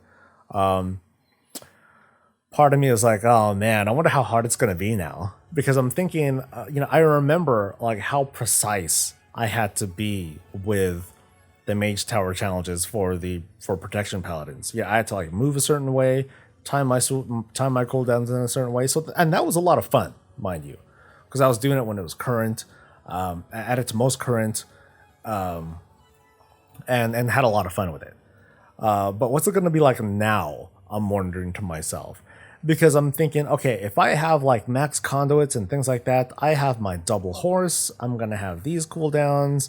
I'm going to have this many more interrupts, as well as cleaves and bounce damage because of my divine toll. Oh, this might be nuts, and so I feel like, I might be able to trivialize the shit out of this thing, depending on how they craft the encounter. Like if I'm like there would definitely be a covenant difference, which thankfully, if the covenant divide is going to be mostly is going to mostly dissolve in the upcoming patch. It's like, okay, if I throw down an Ashen Hollow, that basically trivializes a lot of the knockback mechanics and whatnot for like the next 30 or so seconds, because stuff is just gonna get ripped. Or when Infernal spawn, I'll be able to very easily smoke them, because the cooldown of my Divine Toll should be fast enough. And so I can already kind of envision in my head, unless the tuning is altered as well, I'd be able to just smoke shit. So yeah, Blizzard is pretty great at pissing people off, so why not? That would be, I think that would be a bit too irresponsible. Like if Blizzard were to say, yes, in order to get this meta achievement and get these appearances for this limited time appearance, until the next time walk on rotation, you must get a plus 15 or a plus 10 in Legion time walking. Oh boy. You know what we're gonna hear? Oh well, I literally have to buy tokens and get gold and blah blah blah so I can buy a carry for these Yeah, that's what's gonna happen. If that was the that's gonna be a thing no matter what. That's gonna be a thing no matter what. But it would just be that much worse if it felt like, okay, you gotta get that goal in order to hit the meta achievement in order to like win or whatever. Yeah, I know I wouldn't be fond of that. So I want to announce here, I'll say this during the weekly in a couple days, but I at least want to say now that next week, I'm going to try to plan this out, but next week is going to be special. I'm going to do longer stream days, I think. I don't think I'll be able to stream on Monday, because I usually do things on Monday. It'll be really sketch if I were to try to stream on Friday, which I never do because I'm always working on the weekly on those days. But I plan on streaming a game. This is not sponsored because no one sponsors me. I plan on playing the new, it's a JRPG called Tales of Arise. It's coming out today. I think it's going to come out in the next couple of hours or so. And I'm going to play through, and you're going to watch me. Or, some people will watch me, whatever. It's not going to be everybody's cup of tea. But this is my attempt to, this is me striving to do more variety with streamy things and all that. So I hope it's fun. I'm going in blind. I have no idea. All I saw was like, hey, people reviewed it well, but I have no idea why it's doing good. I haven't even seen the damn trailer yet, but I am a Tales fan. Ever since like the very beginning, back in the old, I think it was PlayStation days or something like that. I've always had a lot of fun with the series, so I'm looking forward to it. I have it. I committed. I'm doing it. And I cannot get that back. I will not be able to take that time back. Let's see, a game other than VoW. Oh my god, I know. They must not bring the Mage Tower appearances back through time walking. It's going to be stupid. It was a pain in the ass. Are you talking about the artifact appearances, Spammer? Because if you're talking about the artifact appearances, the Wowhead people are pretty determined to try to clarify for people that they are not seeing anything about artifact appearances yet. And if they were, we'd probably see them already. Maybe. I don't know. Yes, artifact appearances. Yeah, I'd rather see new stuff. That's it. I'd rather see new things. And if it's going to be the Tuma Sargeras appearances that come from it, cool. That's neat. And I'm kind of leaning towards that. I have a feeling that it is going to be those appearances that we get from completing the Mage Tower stuff. Because Mythic Plus time walking is just Mythic Plus time walking. What are you going to get? You're going to get the stuff from the chests. You'll be able to upgrade it depending on your Mythic Plus rating. And excuse me. And instant reward. Ta-da! That's that's it. Mage Tower though has always been about appearances, cosmetics, the prestige of having had it done. So I'm leaning towards the appearances appearing there. So I'm with you. Maybe some recolors of them or different appearances. Recolors wouldn't be bad either. But I feel like the appearances are a little bit more compelling. A little bit. That's just me speaking for me, because I don't have all the Tuma Sargeras appearances. Having one more is kind of nice, and that's it. Also weapons, they look like, oh yeah, that's right. There are tons of weapons too, and they look really cool. I like that. I guess that's what it is. So Mythic Plus time walking, we're gonna get weapons. We haven't seen if they're gonna come from vendors either. So maybe we'll get like a random appearance when we complete a dungeon, or maybe there's a meta behind it. Maybe there might be like a whole weapon ensemble. So if you have a shitload of time walking thingamajiggers now, and you've been saving them up like me, because like I barely do time walking anyway, and I just have a bunch. I might be able to just buy all these appearances outright, because it's like, okay, cool. I could get a full weapon ensemble, and that'd be really neat. Dragon writes, I would like to see the next expansion be called something like WoW Homecoming, and includes features like player housing. That's it. Whatever. I don't care what else I have to say. I'm totally with you, Dragon. Totally with you. Unless the end of your statement includes pedophilia or something like that. Okay, let me read the rest actually, because you highlighted it. I gotta respect that. It includes a Champions of Azeroth faction. I thought there already is one. Yeah, we already have a Champions of Azeroth faction. That's the Magni one, I think. Update all the zones like Kata did. We have Classic now. Let retail get up to date and show us some progress in new races and allied zones, new customizations, and more. Yes.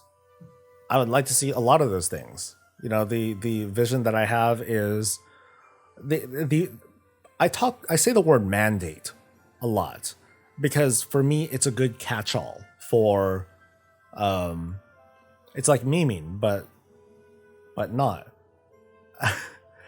Let players play together. That's what I want to see as the mandate for the next WoW expansion.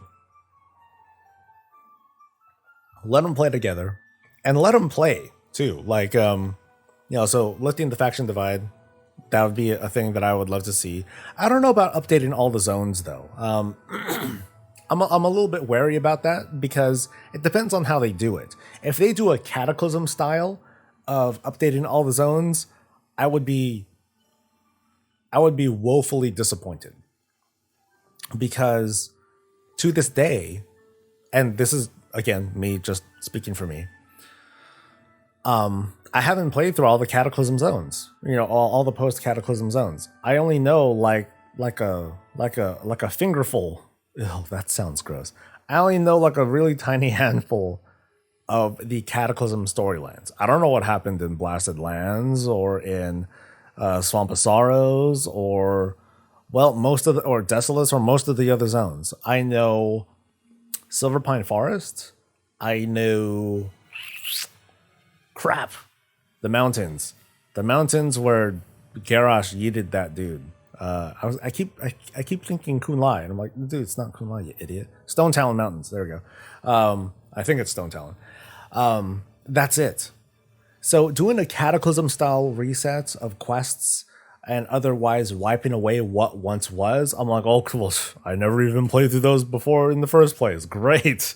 Now there's new stuff that I'm still not going to be attached to. Now, these days, I think Blizzard learned their lesson and they can just phase the entire damn continent to be like, okay, here's the Cataclysm era of stuff, and then here is the Homecoming era of stuff. But I would be less fond of that anyway, because we have this choose your expansion adventure already, and I feel like redoing the leveling experience again wouldn't help much.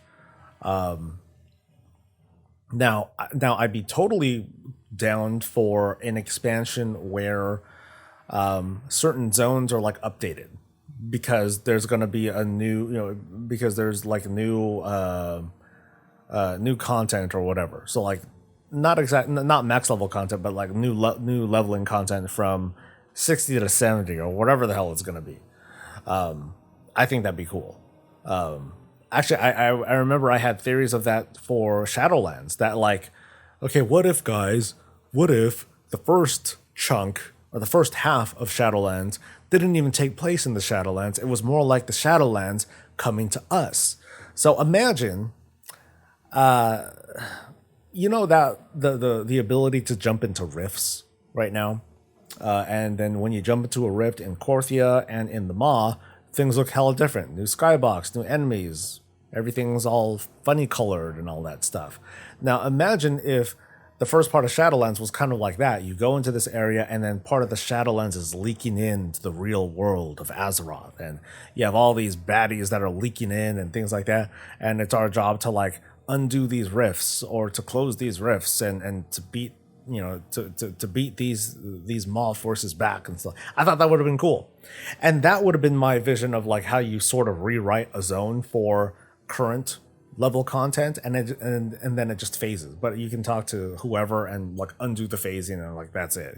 All that stuff goes. Most of the change zones are just the quest givers being angry at Deathwing for messing. Isn't that how things are now? It's not too drastically different. No, but then they redid the whole quest lines and stuff. Like a lot of that stuff is gone.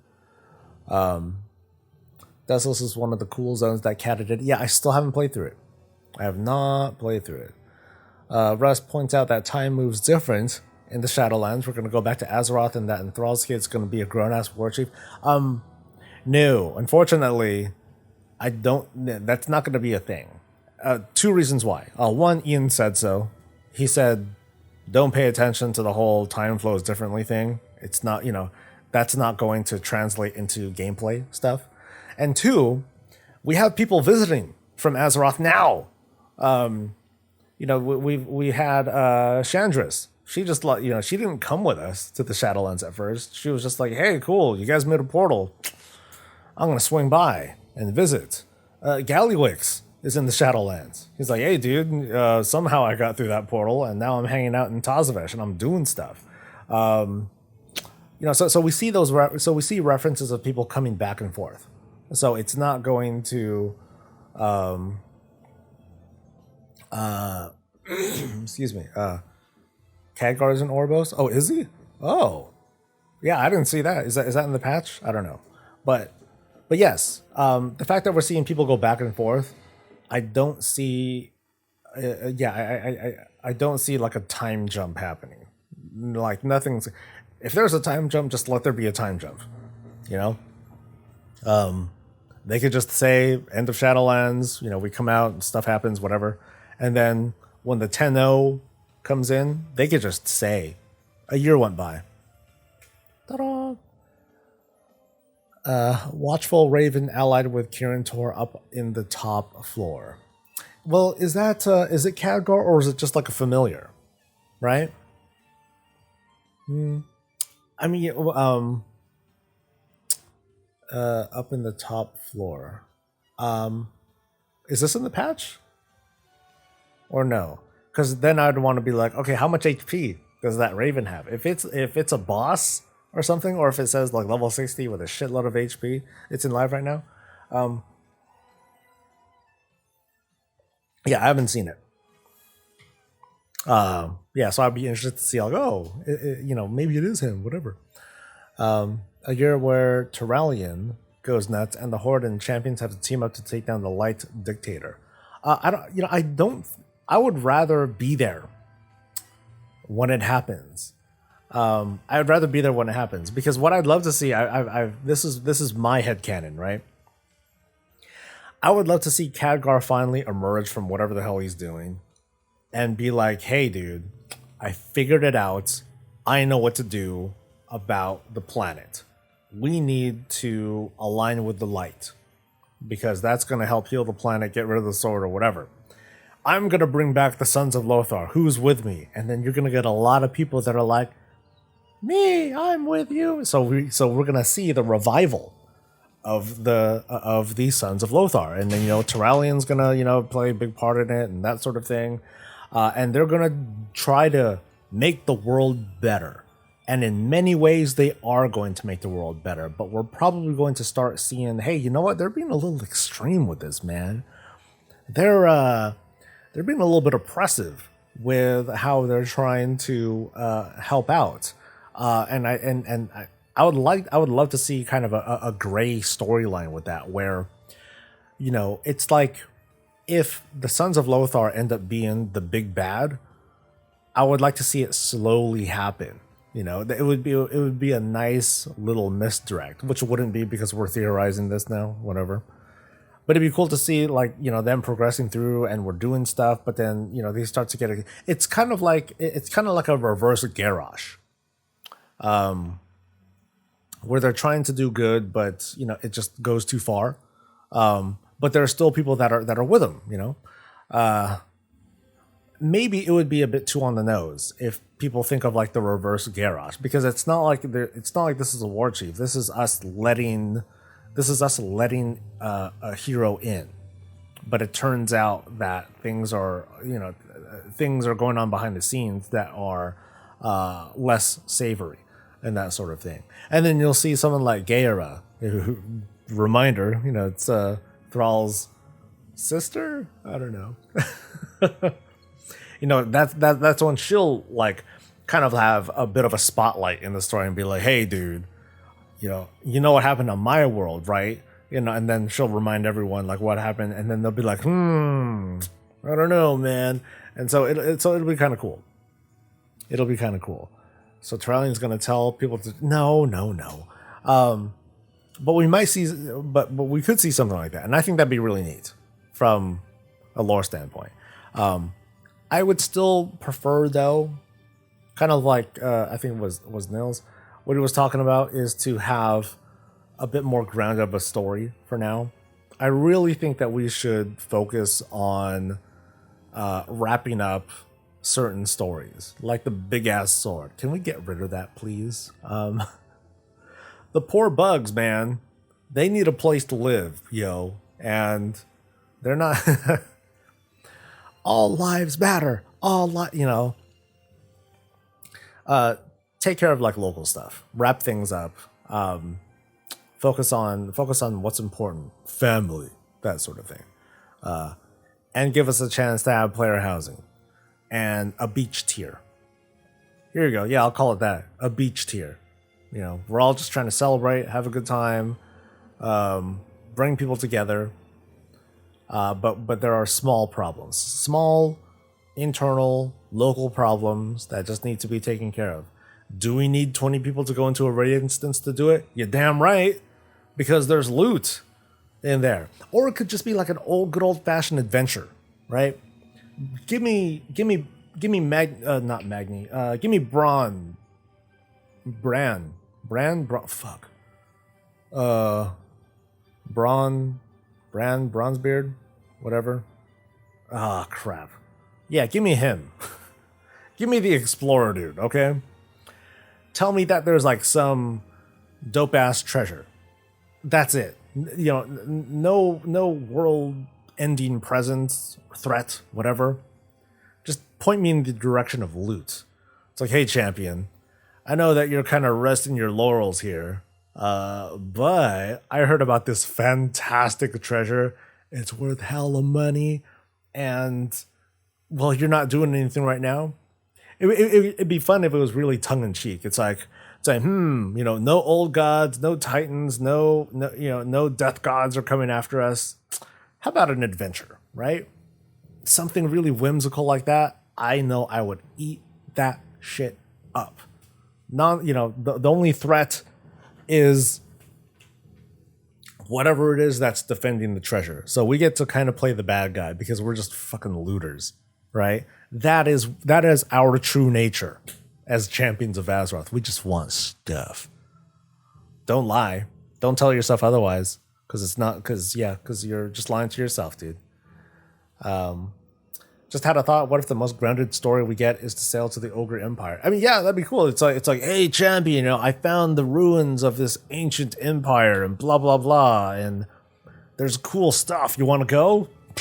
Yeah, I want to go. I think that's all that's needed. Just a really simple story. Nothing overcomplicated.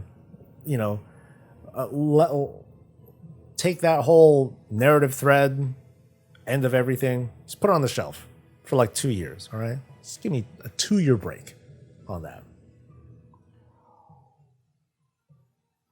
Or like after the events of Legion or something like that, where did all the demons go, right? Hey champion, you wanna see the universe, huh? Well, there's demons about, man. Everything's okay here, but who knows? Burning Legion might come back. Let's take it on the offensive, and find these guys. Just have one tier where we find like some demon stronghold on a planet, and they're trying to do some shit, and it's our job to like stop them. Yes, it's a threat to everything, but it's small scale too. It's just like we're just cleaning up, and that's it. Simple stories. Simple stories. World of Warcraft, God, we're bored. We're chilling, making our houses, putting cool windows, finding out where to feng shui all this thing, and all of a sudden, door gets kicked in. Champion, we need help. And we're like, dude, you kicked my door in. Right now, you need help because I'm about to beat your ass. That'd be cool. If they do an adventure like that, they will somehow turn it into something we'll have to deal with 3 expansions later. Again, I don't mind that, to be honest. So let's revisit this. Ogre ruins, right? We go in, we loot stuff, but as we're looting stuff, we start to learn more about ogre culture. Seeds can get planted of, once upon a time, there was this legendary ogre person who terrorized the land, and one day, the Ogre Council had to put an end to his bad things by stabbing him in the face, but he didn't die, and so we buried him under a thing. And, there could just be a little story that alludes to that, and then they can revisit that later. That's it. Assaulting the Legion planet or something like that. We smash them, we kill a bunch of dudes, whatever. We fight the last guy, and he or she gets away. Feature story. Boom. We deal with them later. That's fine. So, it still stays simple. It can still be simple. Ogre Empire has treasure. So, yeah. It's like, hey, I heard that we can expand some territory here. It could be a faction-based thing. Horde and Alliance can be like, okay, hey, champion person, we could really use a hand. We're trying to get this thing. You know, it could be another. I don't think it would work out so great, but it could be like another Ashran. It's like, okay, there's this island where there's like all this cool resources and all that. Let's get it. Oh, the Alliance showed up too. Oh, can you help us out, champion? Fuck, fine. Is there loot? Yes. Oh, yeah, okay, I'm definitely in now. Let's do it. So, we do know in the canon of WoW that the other side of Azeroth actually has a lot more land. It's not just water there. Both the Dragon Isles and the Ogre Empire are on that side. So, well, I don't think the world's flat, but I figured that at some point, you know, between Eastern Kingdoms, Kalimdor, Maelstrom, we're curving a little bit, right? We're at least curving a little bit. I know that there are models that people have shown about. Okay, here's this globe, and it shows that Eastern Kingdoms are here, you know, and Kalimdor is there, and there isn't a whole lot of room for like new stuff. I don't know if there's necessarily another side of Azeroth, like as in literally like an opposite map with that much more landmass, but you know, there could always be more. They can always add more land to the thing, and the map will feel a little bit smaller because they added in another freaking island thing or continent mass or underwater thing or floating city or you know, there's so much shit that they could do.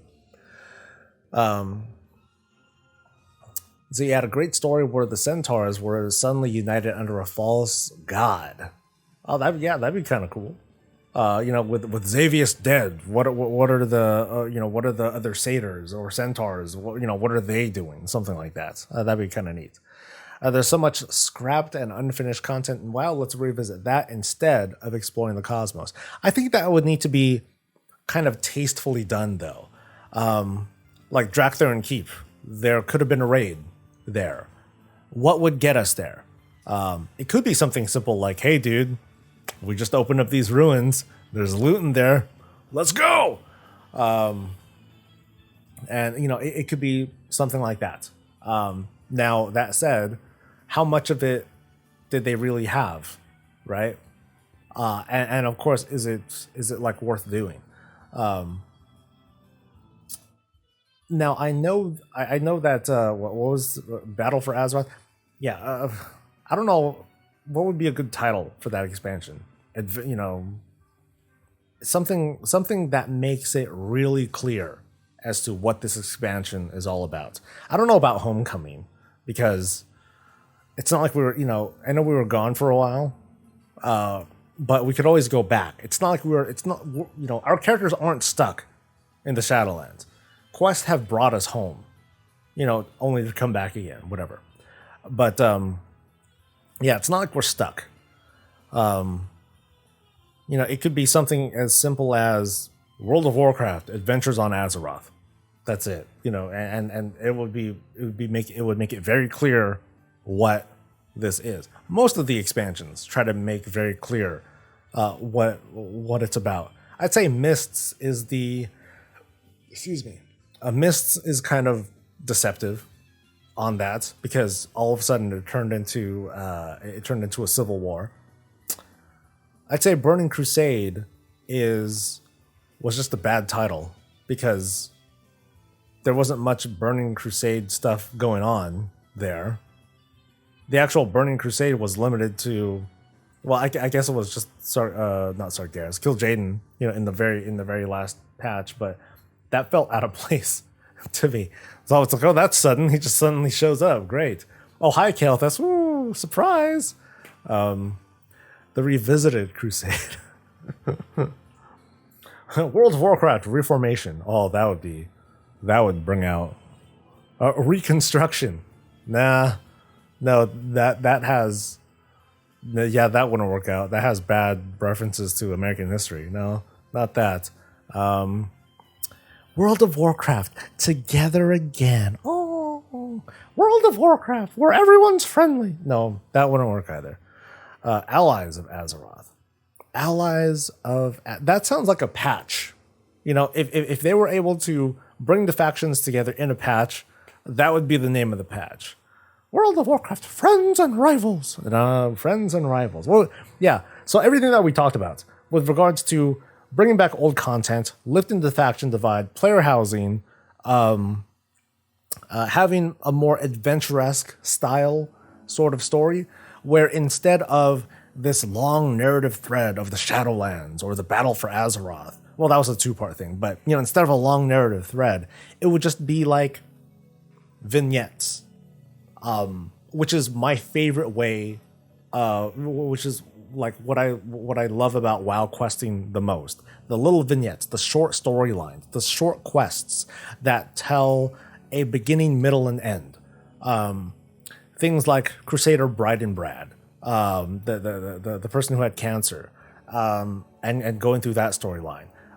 The Savior of Stoneplow, and how a lot of quest lines came together to defend the village from a Mantid invasion. That one damn questline in Stormheim where those High Mountain Tauren were murdered by goblins, and then we brought them to justice. Those little things I'd love to see. I would love to see just a series of those small stories.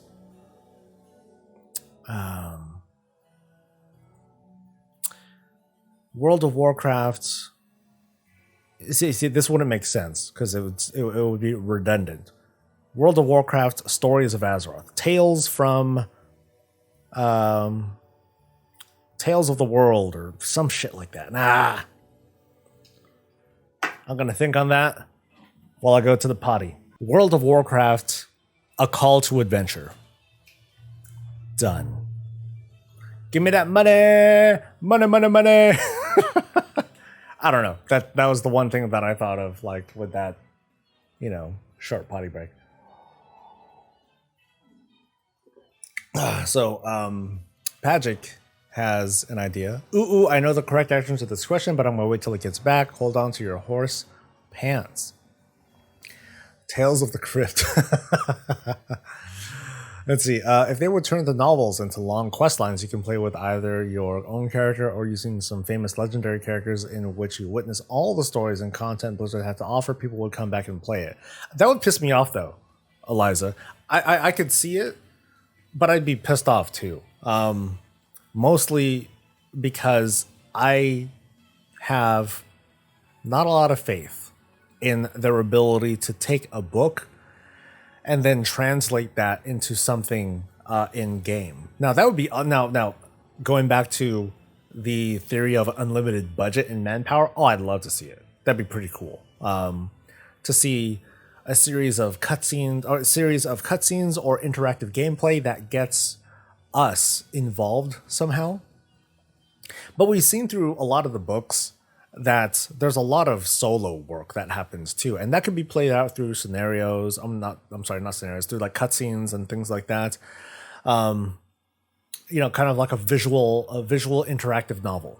You know, going back, you know, referring to Final Fantasy 14 and how they do a really, really good job of telling that sort of narrative. WoW can do the same thing because, you know, the books introduce the notion that they can do that. They can come up with all that nuance and explanations and things like that. But it would also piss me off because it would be a one-time thing. Once that's done, that's it. You can play through it again and so on and so forth. But those are experiences that I know that I would enjoy more. Sorry, let me rephrase. The efforts that they would put into something like that, the efforts that anyone would put into something like that would be something I'd appreciate in a single player game, but not in an MMO. That's something that I learned from my Final Fantasy 14 experience, is that if I want to play an offline RPG and I want to go through like a cool story and things like that, then it's great. But a lot of the time in 14, at least, I was like, okay, I want to have some adventures. I want to like fight shit and beat stuff up. And that felt not as good because, you know, 14 and Square, they unapologetically tell their story in a certain way. I think that would turn a lot of people off, unfortunately. But I would still love to see it anyway. You know, give it a shot, right? Give it a shot. Let's say, okay, get this. World of Warcraft, The Forgotten Realms. The Forgotten Realms. I think that depends, because if we are specifically talking about Forgotten Realms, then that's probably going to take us to that tells me, it communicates to me, oh, we're going to go to a new continent. Forgotten Realms, right? A new continent, new landmass, something like that. I forgot what I said. What is that? Oh, a call to adventure is what I had said. A lot of these can work just fine. Had to think of the abbreviation too. So ACTA. ACTA. But then if we take out the those smaller words, then we get CA, call adventure. Whatever. Looking at how they butchered the lore with the Warcraft movie, I guess you are right, sadly. Well, I think what's his name, the director, had something to say where, man, I would have loved to have like a director's cut or like a long cut of it. Because I remember, I only watched the Warcraft movie that one time, and I remember how I felt back then. Like when I walked out, I was like, man, the first act was the pacing was off. Basically, they were trying to tell too much and too little at the same time. Some of the casting didn't work out. I really liked Travis Fimmel, the guy that played Lothar, but he just didn't play a very good Lothar. Like, I imagine Lothar to be like basically, Jeff Beefsteak, that kind of guy, 10 feet tall, like I expected him to be like a John Cena or something like that. Very, very bro, super brave, too brave, and that sort of thing. So, oh well, that's how that goes. I expected Khadgar to not look like such a punk, too, but oh well, that's me. No dungeons, no dragons, just memory laws. World of Warcraft and Justice for All, an expansion that fixes everything players have been upset over the years. Yeah, but the problem, Baz, is that, guys, we fixed everything, and here's all the things that we're coming up with. But you're going to get a flood of players being like, you literally just destroyed the game, Blizzard. Yeah, we're going to get that. Like, Blizzard can be like, okay, we're going to introduce an expansion where we just give everybody $70. We're going to give you money, and we're going to give you everything that you want, and people are going to be like, $70? Why isn't it, why didn't you give it to us before? Yeah, it's whatever. Yeah, it should have been a Netflix series. It would have done so much better. And it would have, I'm not quite sure how the profitability of introducing like a HBO or a Netflix series. I don't know how well that translates into actual money. But I'd love to see the Arthas novel put into a series. A 6 to 9 episode series. Tell the story. I've seen the memes. Put Henry Cavill in it. Make him Arthas. Done. Easy. Ta-da! And it would be cool. I'd watch it. I'd watch the shit out of it. I'd make tons of videos, episode recaps and all that stuff. I'd eat it up. Nil says, if you think about the new starting area, Ogre's MO is kind of on the horizon. Here's my pitch. World of Warcraft Tales of the People. You know what would be awesome? Sorry, there's like landscaping going on outside. What'd be awesome is if Tales of the People, Call to Adventure, whatever. The opening cinematic is narrated by those 3 orcs that told the Deathwing story. Just 3 orcs just sitting around talking mad shit. Mad shit to each other. Oh yeah, I totally did this. And it's like, you weren't there. I was there. Here's how it really happened. That would be the best. That would be the best opening cinematic ever. Yeah, like all the effort would be put into just like the comedic writing, and all that. Yeah, that'd be sweet. I'm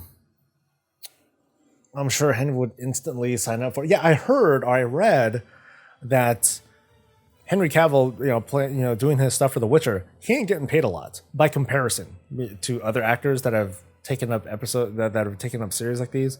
Like, he gets paid like a couple $100,000 an episode, which is like, oh, that's a lot of money. But he could have made a lot more if he wanted to.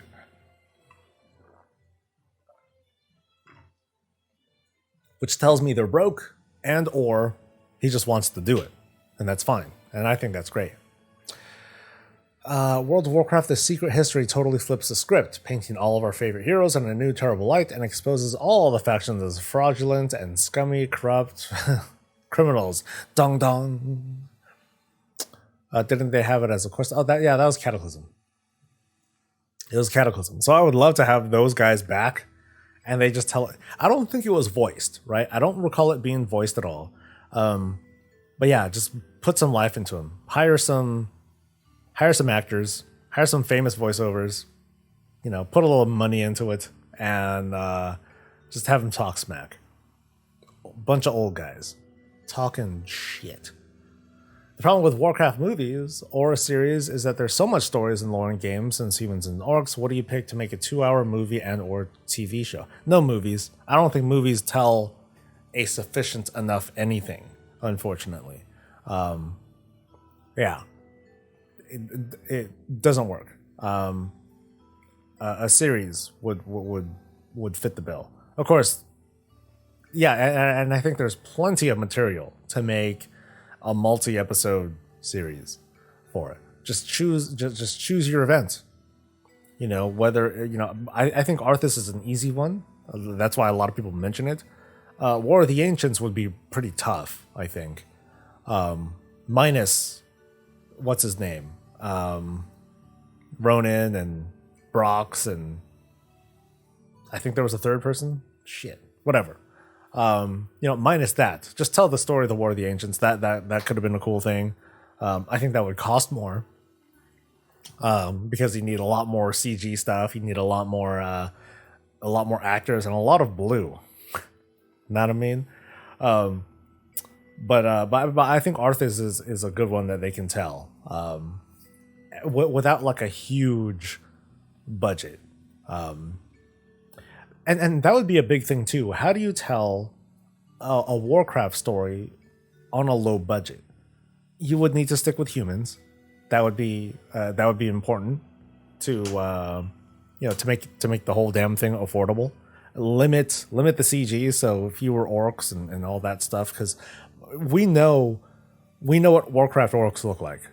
And there's no getting away from that. So having them in at all would be a pretty big expenditure to put those in. So you try to limit that as much as you can. It'd be a story of humans. Yeah, I don't know. I think Arthas works best. Screw Famous, I voiced there was a gnome in there. I forgot who shows up there. I know one of them is an orc. Like, that's it. I thought it was just orcs. But I guess so. I want Johnny Awesome to be a major lore character. I would like him to come back. Yeah. When was the last time we saw him? I think the last time we saw him was crap. I know it was a kind of recent expansion. I think was it Legion? Was it? I forget. I just pissed off a lot of Star Wars and Lord of the Rings fans. Oh, did I? I don't know what I said. What if they told a new story in a series? That brings up a really fun tweet that I shared a while back, where I did have an idea for a series, an original Warcraft series that's just about. So here we go. Here's our low budget Netflix series. It's just about people, normal ass people in Stormwind City, and they're just dealing with, they're dealing with and reacting to major events in WoW from their point of view, a regular person's point of view. So they don't see who's stabbing who said what. It's all hearsay. And so the idea, okay, I forgot the character name that I made up, Isaac, I think. He's just kind of hobbling through Stormwind. He's going to his job, wherever that is. He's hobbling because he's a cripple. He was in one of the wars, got hurt, whatever, and he's just walking down the street, and he's noticing the effects of these decades of war that have been going on. You know, you're seeing kids going off to school, but without their parents, right? Which implies certain things. You see a big brother giving his little sister a really, really long hug before letting her go, and he's like dressed up to travel, which tells Isaac, oh, he's going off to sign up to, you know, for to be a guard or whatever. He's signing up for the military, right? He runs into he runs into some women. Some of them are street workers, or some of them are sex workers, because, or not even sex workers. Some of them are just like putting themselves out because they're trying to find husbands, because men are of there aren't a whole lot of men around, because a lot of them are off to war or they're dead or something like that. And it's more or less a dramatic series where people deal with the effects of what's going on and what people have, you know, what the king has said, or, oh, the king's dead and now we're at the funeral and now we're dealing with this and this and that. You know, so it would be a very different series. It would be a Warcraft series, but it comes from a perspective that is so unseen that it would feel, it would feel really different for people. It'd be fun. So they have ideas. While our heroes are off in the obscure woo spirit realms of Shadowlands, our savior Johnny Awesome fought off all by himself the endless armies of, oh god. And now we're going to build him a continent-sized statue. Awesome. You know what a continent-sized statue is? The damn sword that is still freaking there. God. This is a lot of fun conversation that we're having today, guys. I'm digging this. I don't need to play games. I got you guys. You guys are my game. We can just relax and talk mad smack. This is like me whenever, me when I was young and I was just hanging out with friends and we're like, dude, it'd be cool, man. Two girls at the same time, dude. That it's that kind of thing. But just about as tasteful, you know what I mean? You said that movies don't tell good stories in general. Have I seen the MCU or Star Wars and Lord of the Rings? Now, the MCU, the Infinity Saga is a saga. That's 20 movies or so, man. Star Wars is over 10 movies. Lord of the Rings is, like 10 hours of stuff. So, no, I stand by that. Movies by themselves, they don't tell good stories. They don't tell complete enough stories because, Warcraft is, is one of them. But a lot of the times when we get some of these stories and we just don't get enough time for backstory, you want to have it spread into, across more content so we can get more context and everything. How much more story could be told if Lord of the Rings was a full-on series? It would be more, but it would be more, but not that much more, maybe, because it's already really long. But that might just mean that Lord of the Rings could have been that much longer too. It could have been, each book could have been a 10-episode arc. So then it could have been like 30 some odd hours of Lord of the Rings. That's what I'm saying. Telling a complete story in a single movie, especially for an established franchise such as Marvel, such as Warcraft, and so on and so forth. It's usually not going to tell enough. So yeah, we're pretty much in agreement because you brought up movie series, not just the one shot. I take a series over a single movie, and yeah, in most cases, I definitely would take a series. Now, there's some really good standalone movies that we've seen because they were just made really well. I don't know if you guys have seen a movie called Knives Out that has Daniel Craig and a bunch of other people whose names I don't remember. Chris Evans is in there. Yeah, a bunch of people are in there. That told a really good story. And you know, and because there was nothing else to refer to, all the world building and getting to know everyone, it was contained right there. When you base a movie off of an existing franchise, that's where you're running into a lot of trouble, or that's when you risk running into a lot of trouble because you're missing a lot of context, a lot of inside stuff, a lot of homages that should be there but aren't there, or they made this movie about this one part of the franchise. They should have made it about this instead. It would have been so much better. Yada yada yada. So there are lots of what ifs. If only movie companies would dare to make movies longer, this wouldn't be a problem. Just look at the Snyder Cut. People watch that with no problem. That was long, dude. I mean, it was split off into parts too. You know, you watched it up to a certain point, and then it had a separation line there, which could have made it into like its own little episode. There's a BBC series called Sherlock, which with Benedict Cumberbatch and I forgot the other guy's name. He was the Hobbit. He was in Marvel. Whatever. I feel so bad. But yeah, those were kind of weird because, it was a series with multiple seasons, but the episodes were irregular. Like they were they were all like mini movies. They were like an hour and some change, an hour and 20, an hour and 30, something like that. They just, they were given the necessary time that they needed to just tell that complete story. From start to finish. And I thought Martin Freeman, thank you. It was, and I thought that was cool.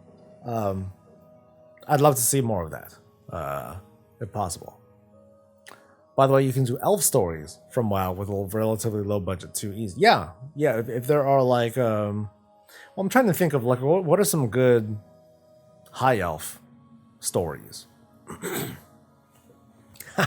It could be like it could be like The Crown, but instead it all takes place in Silvermoon City. All the drama of having to deal with high elf culture, and then you get like the hip hop tracks, and then Kael'thas is walking around, and then you see his hair just flashing all over the place, and obviously Kael'thas is going to be the most beautiful person out of like everybody, the Windrunner sisters, whatever.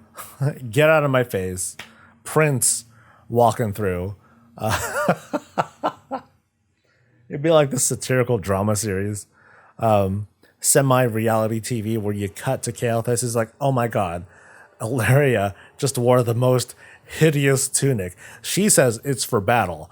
I think the only thing that she's slain is my eyes because I am literally dead. See how easy that it is for that to take off, dude? Easy.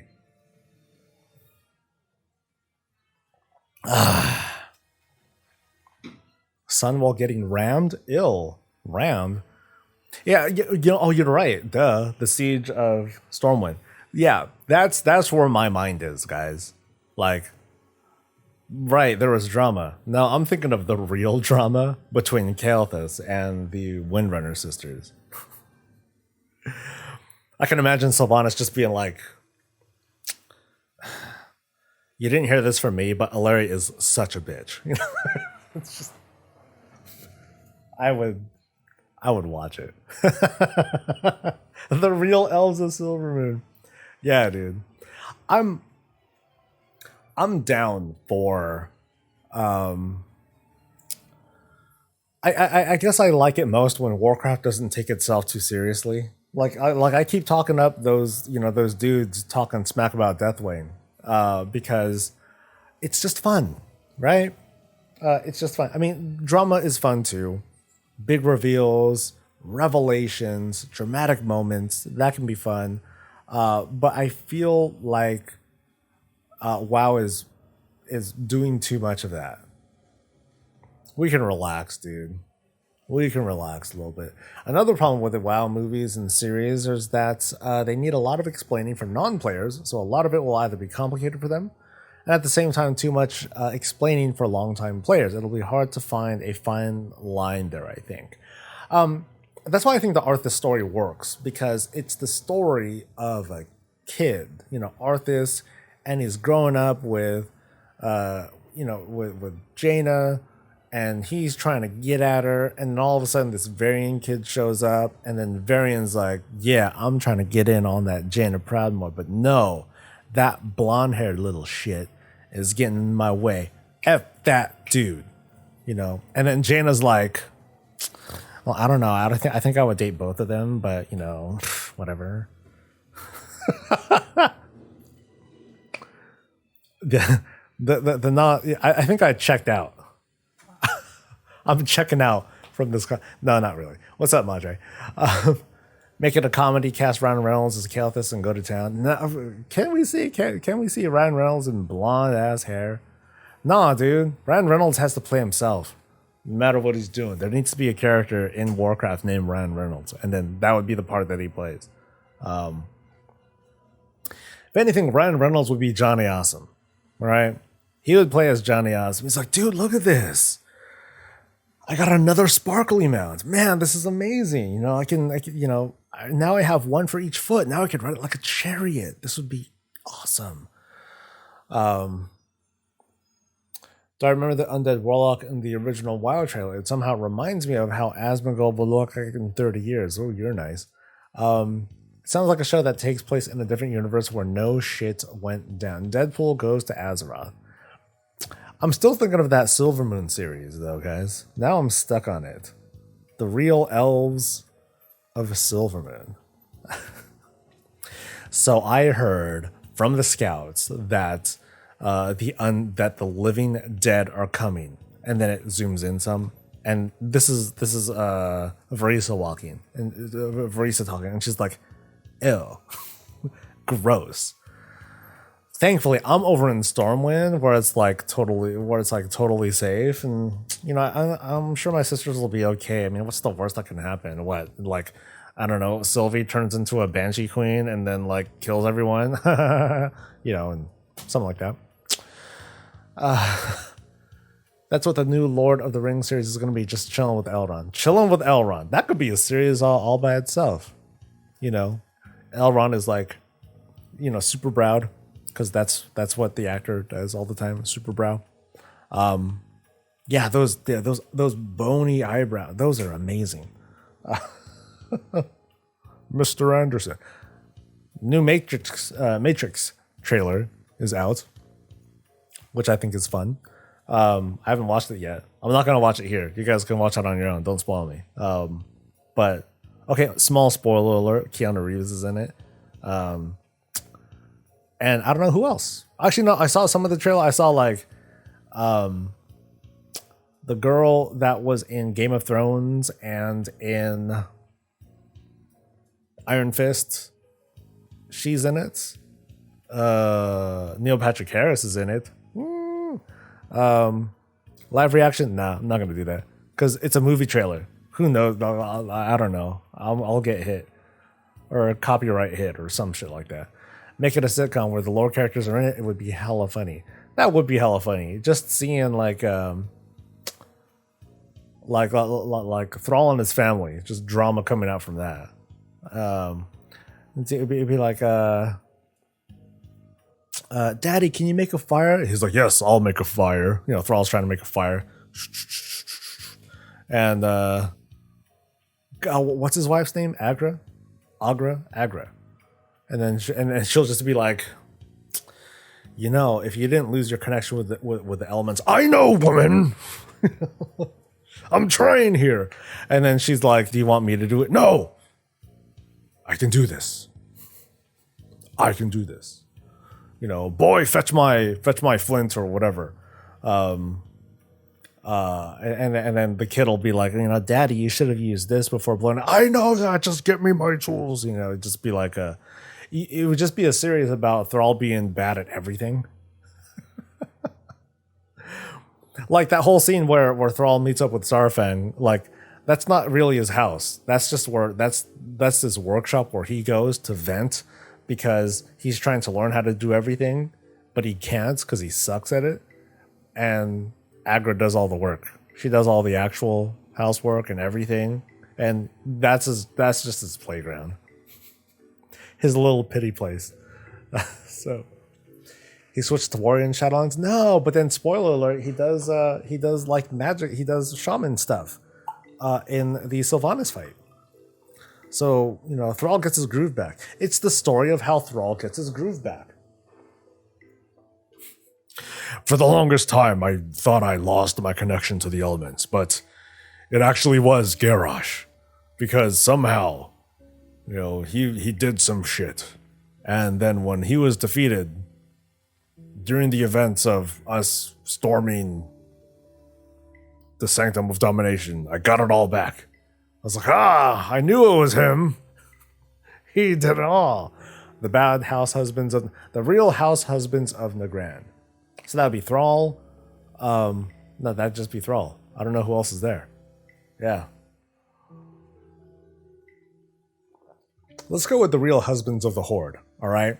Where Thrall is just like just, you know, a loving dad that just can't do anything right. Bane is just a total playboy. He just gets laid all the time. That's why he can't get anything done. He's always tired because he's always getting poon, right? But Bane can't get it from Mela. Mela High Totem? Is that her name? You know, from High Mountain Torn? You know, like he's who she's really after, but she ain't having it, so he just compensates by sleeping around, right? Lorthamar is, or maybe Lorthamar should be the one that sleeps around, because he's pimping, right? You just look at him, he's like, okay, men and women must just throw themselves at him, right? And he'll have it all. And then, help me out. Other husband, you know, real husbands of WoW. Give me some guys. Give me some guys. What's his name? Shit. Shaw. You know, the token gay guy. No. You know obviously. You gotta have like the gay guy in there so you can get that sort of perspective in there. But then he's a lot more subdued. You know, he's not flamboyant or anything like that. He just, you know, rolls a certain way. So I guess that wouldn't be very exciting. But you got to have that in there. You know, you can't not. Oh, and Anduin, Anduin, who only recently got laid for the first time by Sylvanas. You know, and so all the guys will be telling him, it's like they'll be like, dude, Anduin, really? Yeah, well, she was there. I was there. I was captured. She had a sword to my face, and you know, she told me to drop pants, and I didn't have a choice. and then one of the producers will be like, "Oh yeah, roll the clip for the guys," and then they'll show Andrew and be like, "Oh my god, I've loved you for the longest time." He's like stripping down hella fast, and Sylvanas is like, pulls the sword back. She's like, "Are you okay?" She's like, "Oh my god," and he has like a huge boner. He's like, "Oh, you know, do we have bed? You know, I want to make this special." And he starts crying, you know. Then it cuts back to them, and then the guys are all looking at him. They're like, "Dude, you know, you're a good guy, Anduin. You could have gotten, shit. What's her name? You could have gotten Tess Greymane. You could have gotten, something Fordring. You know who I'm talking about. His daughter. what happened, dude? And then Anduin would be like, I don't know, man. I think it's just because, she was an elf. And then all of the guys will be like, oh, that's right. She's a windrunner. And then it'll cut to another scene where it's like, oh, where you talk to the ladies, right? Talk to the ladies. So we go back to this whole real elves of Silverman. It's like, so, like, I don't know. I just love humans. Like, they're just so, like, little and cute. This is Ilaria talking. And then Trellian's there. He's like, I'm not little and cute. And she's like, yeah, well, whatever. You enjoy your little Lightforge thing. Trellian, he's always on about that. God. he has, like, such a god complex now. And then Vreese is just kind of, like, meandering back and forth. And she's like, yeah, my husband's dead. I don't know why I'm here, And then all of a sudden, Ilaria butts in. She's like, dude, why don't you go get it, man? You're like what, something 100 years old? You can get you can get your fill of anyone you want. And then Vreese will be like, well, Anduin's cute and all, but he's a little bit young, even for a human, and blah blah blah.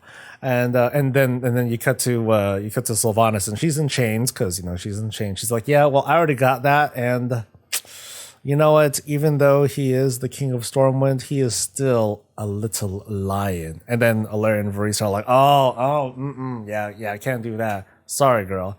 And Vreese is like, oh darn, Then cut to the next scene. So.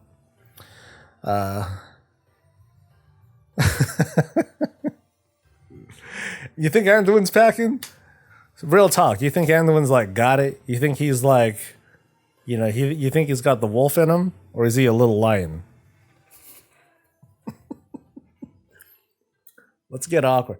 Whatever, Madre. Whatever. And he has a.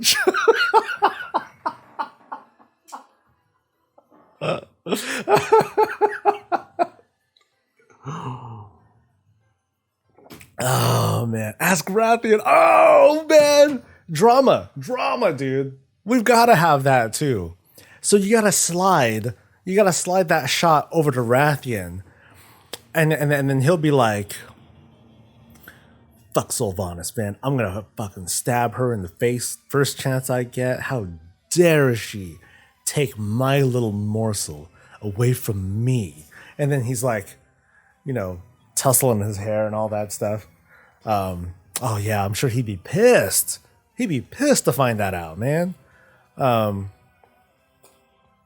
Cut back to the guys, and then Shaw will ask Anduin, so what do you think about Rathian, dude? Because and Anduin's like, I know, but he did get my dad killed and stuff, and that's that really like knocked him down a couple pegs, right? And like I said, Sylvanas was right there, and I had a thing for her for a while, and all that.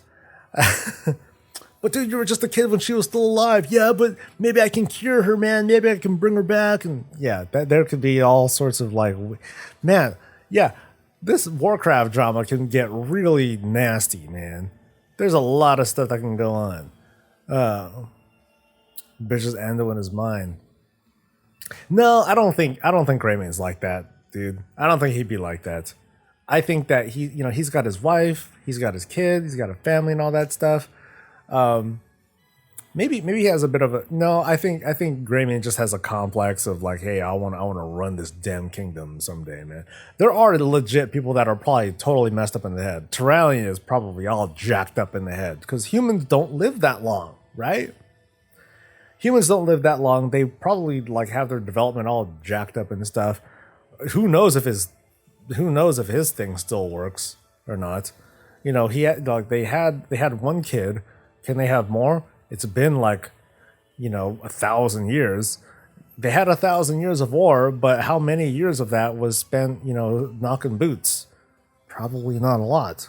So, or maybe light forging makes you sterile. Oh man. Watch the guys find out. So really, light forging makes you sterile. Yep. Yeah. I can no longer have children. which means I can go anywhere I want. Woo! So that's why the Vindicar's not around, because whenever he gets the chance, Terrellian zips off and gets the Punani. And then Anduin's like, oh, so that's where you went. You know, we really could have used you during the during the war. It's like, oh, and he'll be like, I was there at Stromgarde and blah blah blah. It's just that after we take after we take whatever or we lose it, then I zip off and get laid. Cut back to Ilaria. Yeah, we have that relationship, you know, after 1,000 years, you can't really stay dedicated like that for long. So, you know, he does his thing, I do my thing. And then the producer would ask, oh, so are you seeing anyone? And then she'll be like, no, I'm not going to talk about that. I keep that private. And we got to leave it at that. You got to have that sort of mystery, right? Ooh, who's Ilaria getting in bed with while, you know, in their open relationship and all that. I don't think it'll be anything gross, right? I don't think it'll be anything gross, but you know, she's got a secret. You think it's N'Zoth? Damn, you went all the way to you went from 0 to tentacle, like right there. But of course, it's Ilaria, so you know, yeah. You know, maybe she's just lying, and then she's just alone, except with the voices in her head. You know, and she's just trying to deal with her own stuff. I can see Zappy Boy Zakan in the corner just looking confused, and then Rokon comes in and explains it to him. This is Big Soul. This is big. Zakan's like, what are they talking about? And they're talking about adult stuff. Adult stuff? What's that? You know, like total ignorant, like Peter Parker kinds of ignorant. Huh? What's that? Yeah, there's lots of drama that can go on, dude. You know, the camera will pan to Rexar, like, hey Rexar, what's your deal? And then Rexar will be like, I date people, you know, I don't just spend time with the animals. And then people are gonna be like, I don't know, man, you're pretty sus. That's you know, you spend a lot of time with your animals. It's like, I'm particular about who I date, you know. I date women, you know, ones whose interests align with mine. I'm not like you freaks. And that would be it. He's like, you know, Rexar is as straight as they go. You know, he just has hobbies. Yes, his beast mastering is just his hobby. But otherwise, you know, he checks out Tinder, whatever. Finds ladies, tries to have a relationship. Things, you know, they come to healthy ends. He's just normal. He's as normal as you can get. But no one believes him. Nobody believes him. So, but then Rexar's like, these people are fucking crazy, man. and he's riding on top of a bear, right? He's sitting on a bear and he's reclining on a boar. You know, these people are fucking crazy. All this drama, all this like weird and incest stuff. Who knows what Ilaria is doing with the voices in her head? She goes into the bathroom a lot. I saw her in the green room. She went into the bathroom. She was there for 3 hours. Not a sound. I don't know what was going on in there.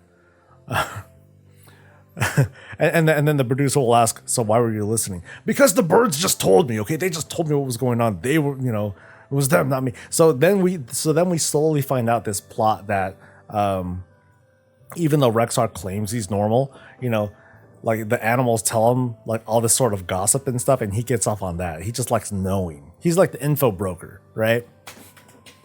That's how that plot will go. In our world, what is this turning into? This is the real Warcraft, man.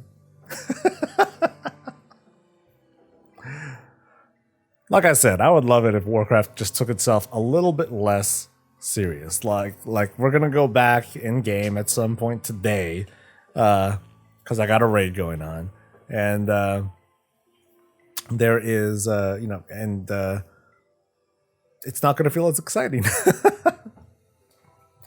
The real world Mechagon. Mechagon. What can we do with that?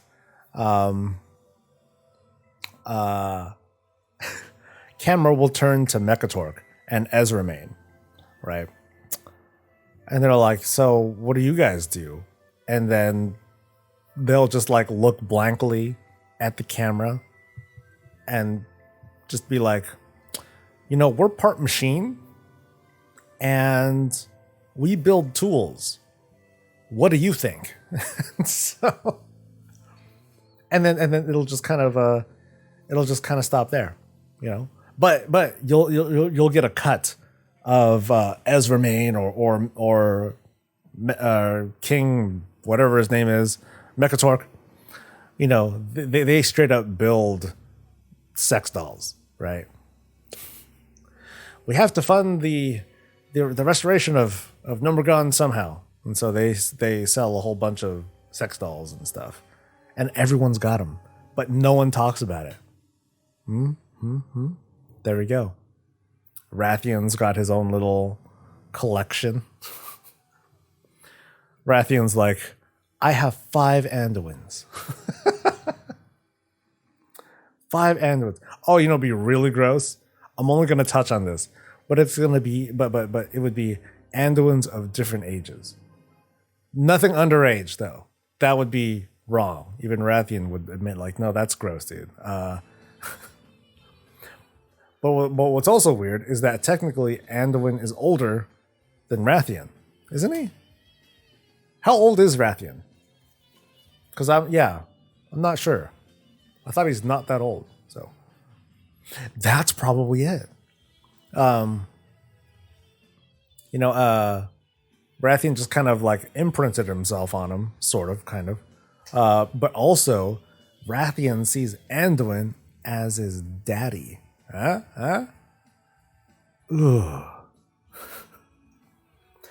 They'll be like, Rathian, do you feel anything weird with that sort of relationship? He's like, oh, I know, it's kind of a genetic thing, but I've come to embrace it. You know, I've come to embrace it. And everyone's looking at him like, dude.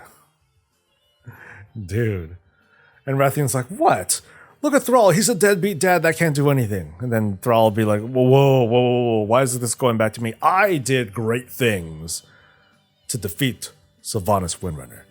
You know, I raised bridges. You know, I've built bridges. That's been what I've been trying to do my whole life. Build bridges in order for us to succeed, you know. And then the producer will ask him, so what's your relationship with Jaina Proudmoore? And then he gets hella mad. Fuck that. I'm not here to talk about this. And all the guys will be like, oh, we fucking knew it. You were trying to get in on that. And then you cut to Agra, right?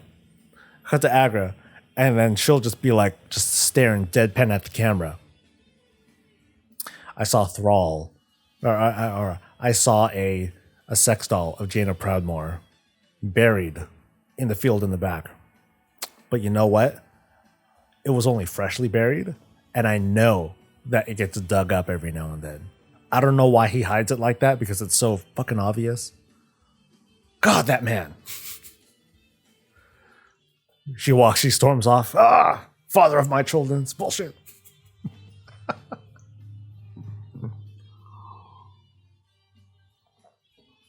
People are talking with Thrall, be like, so, Jaina Proudmoore, huh? And then Thrall's like, you know, at one point, yes. You know, and then all the guys are just trying to reassure him. It's like, yeah, it's all good, dude. It's all good. I tried to get in on that too. You know, didn't work out. You know, we're not dragons. And Rathian's like, yeah, I guess you don't like black dragons.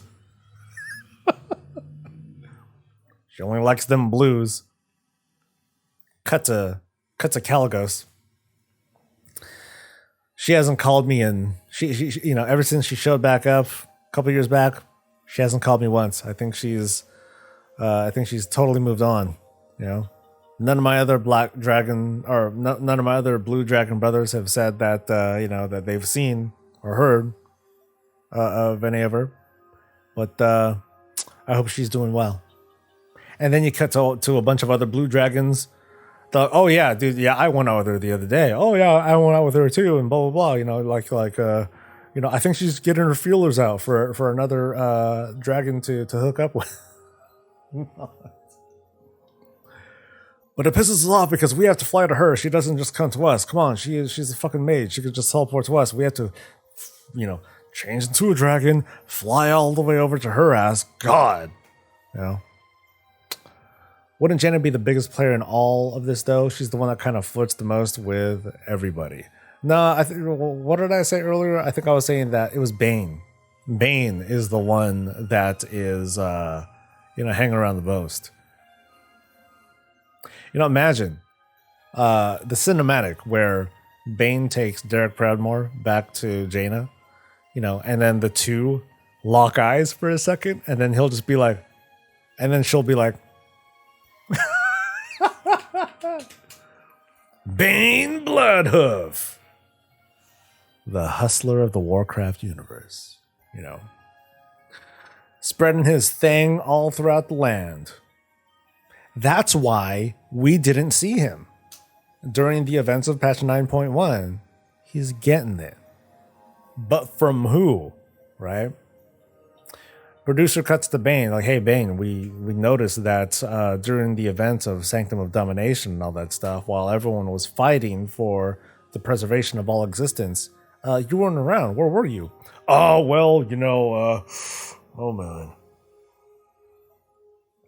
The Venthyr have great parties. Let's just say that. Woo! Yeah, that's it. Ever since I came back, once I found my way to Ventyrville, it's all just a blur. In fact, I'm high right now. I have no idea what it is that I'm doing here.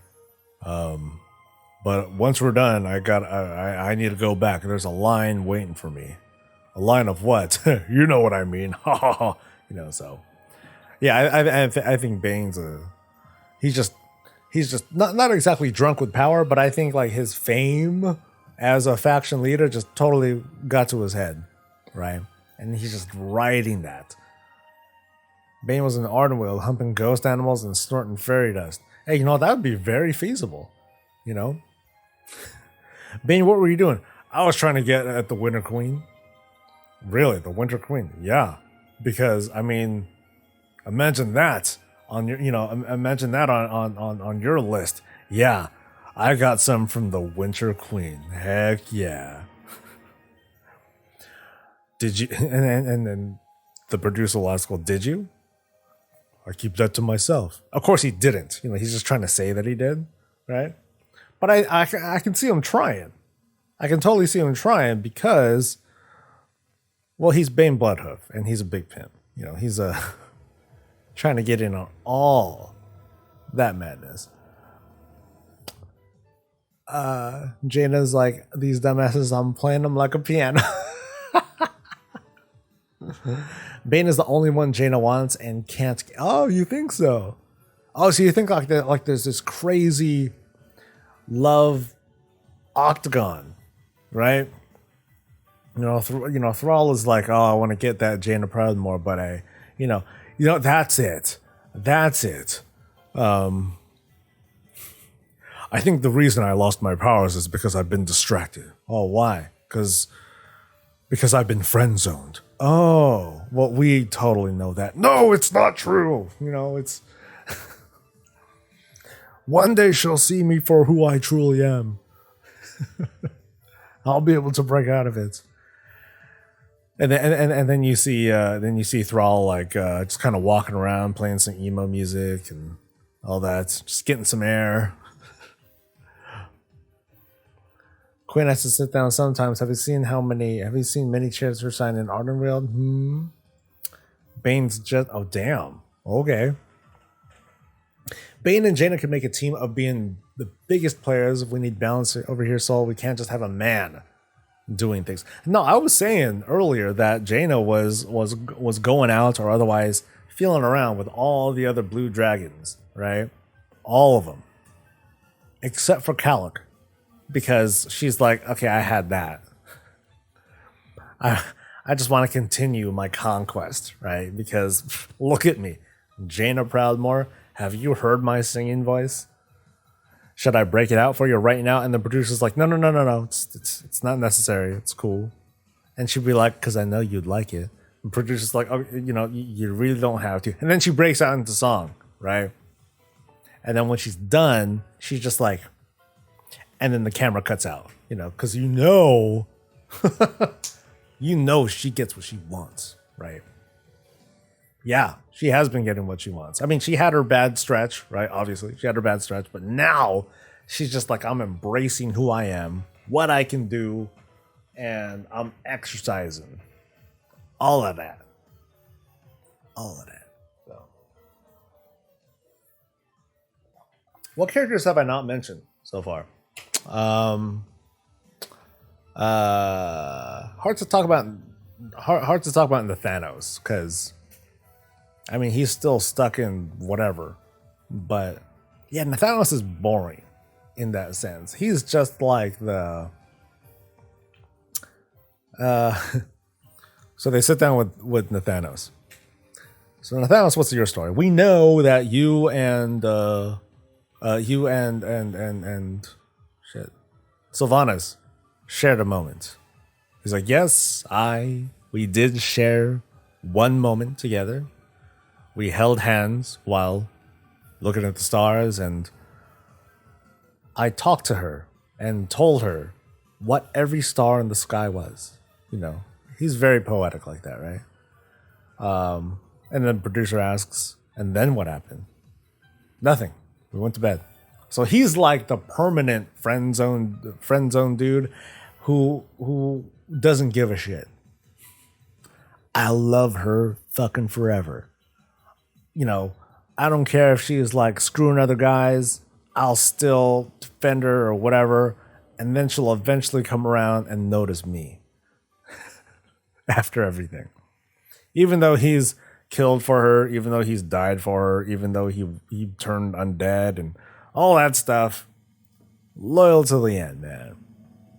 And then the producer asks, so do you have a Sylvanas doll? I have 8 Sylvanas dolls. So one for every day of the week. But on Sundays, 2 of them. I consider that's my special day. So that is Nathanos' fate. Moira and Tyrande. Well, you can't talk about Tyrande without talking about Malfurion too. Moira, I'm not familiar enough with. I'm not familiar enough with her. But Tyrande and Malfurion, oh god, they had like a 10,000-year relationship. I think they're kind of the same as Turalyon and Ilaria, right? I mean, it would make sense. They do their own thing. Like they're straight up they are the old couple, right? They are the old couple. Our love, Tyrande would say, our love, is more than just, our love has transcended all that stuff, right? We know we'll always be there for each other. We're forever loyal to each other, and blah blah blah blah. That's her saying it. Malfurion's like, this is bullshit. This is the worst fucking relationship. I've been with her for like 10,000 years, and after this many years, we stopped treating each other with any affection at all. Sometimes she'll pet my head when I'm a bear. It's so condescending, I can't stand it. But I can't just leave, because otherwise our people would no longer be united. And so now I'm just a figurehead. I just look at her and that's it. But when I look at her, I no longer feel the same love. I just feel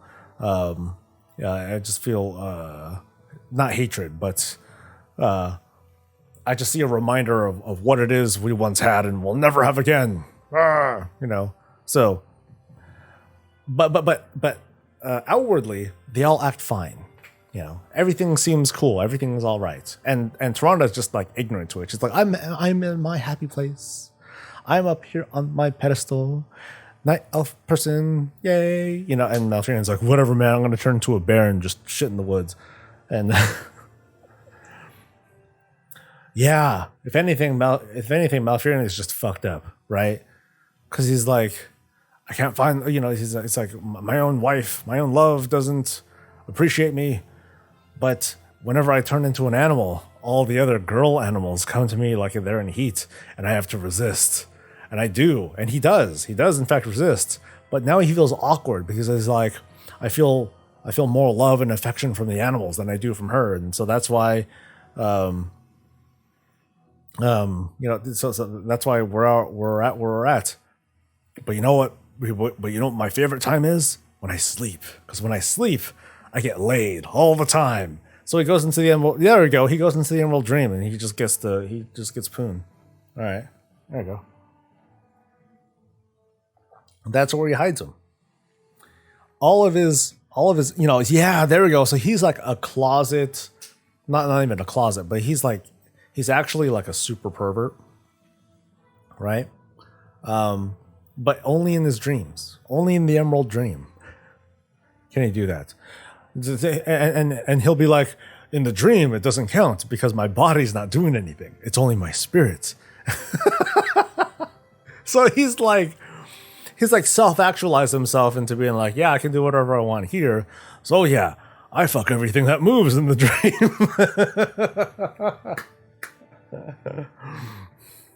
Yeah. And here we go. He gets it with all the green dragons in the Emerald Dream because they're there too, right? And they all have this little pact, you know, that it's in the dream, so it's not real. That's how they get away with it, you know. So like Ysera's like, yeah, I got it from him, you know. He's all right. He's cool. You know, I've had better, but you know, everyone else likes him, and otherwise he's really friendly to us. So, you know, we all have this really nice little skinship going, right? And then they cut to Tyrande. Did you know what Malfurion's doing? And then she'll be like, what? And then she goes, Night Warrior. All that shit comes back, and you know, she's like, where the fuck is he? And you know, she storms. She like breaks through the wall in the studio because everyone's together in the same building, right? She breaks through, and then all the guys are like, whoa, hold on, you know. Tron's like, fucking. you think it's just because it's part of the dream that it doesn't count? My worldview. What happens in the dream stays in the dream. They called it the Emerald Swamp.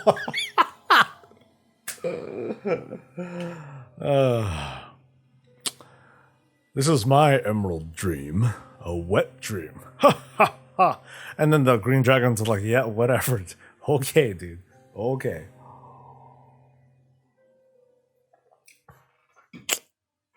The Warcraft franchise would be such a fun series if they wanted to be fun. Did I read that comic? What comic? Did I miss? Did I totally miss something? I don't know if you linked anything. I got totally lost in my fan fiction. Yeah. Yeah, you imagine if I was drinking. Oh God. You guys would be in big ass trouble if I was actually drinking or something.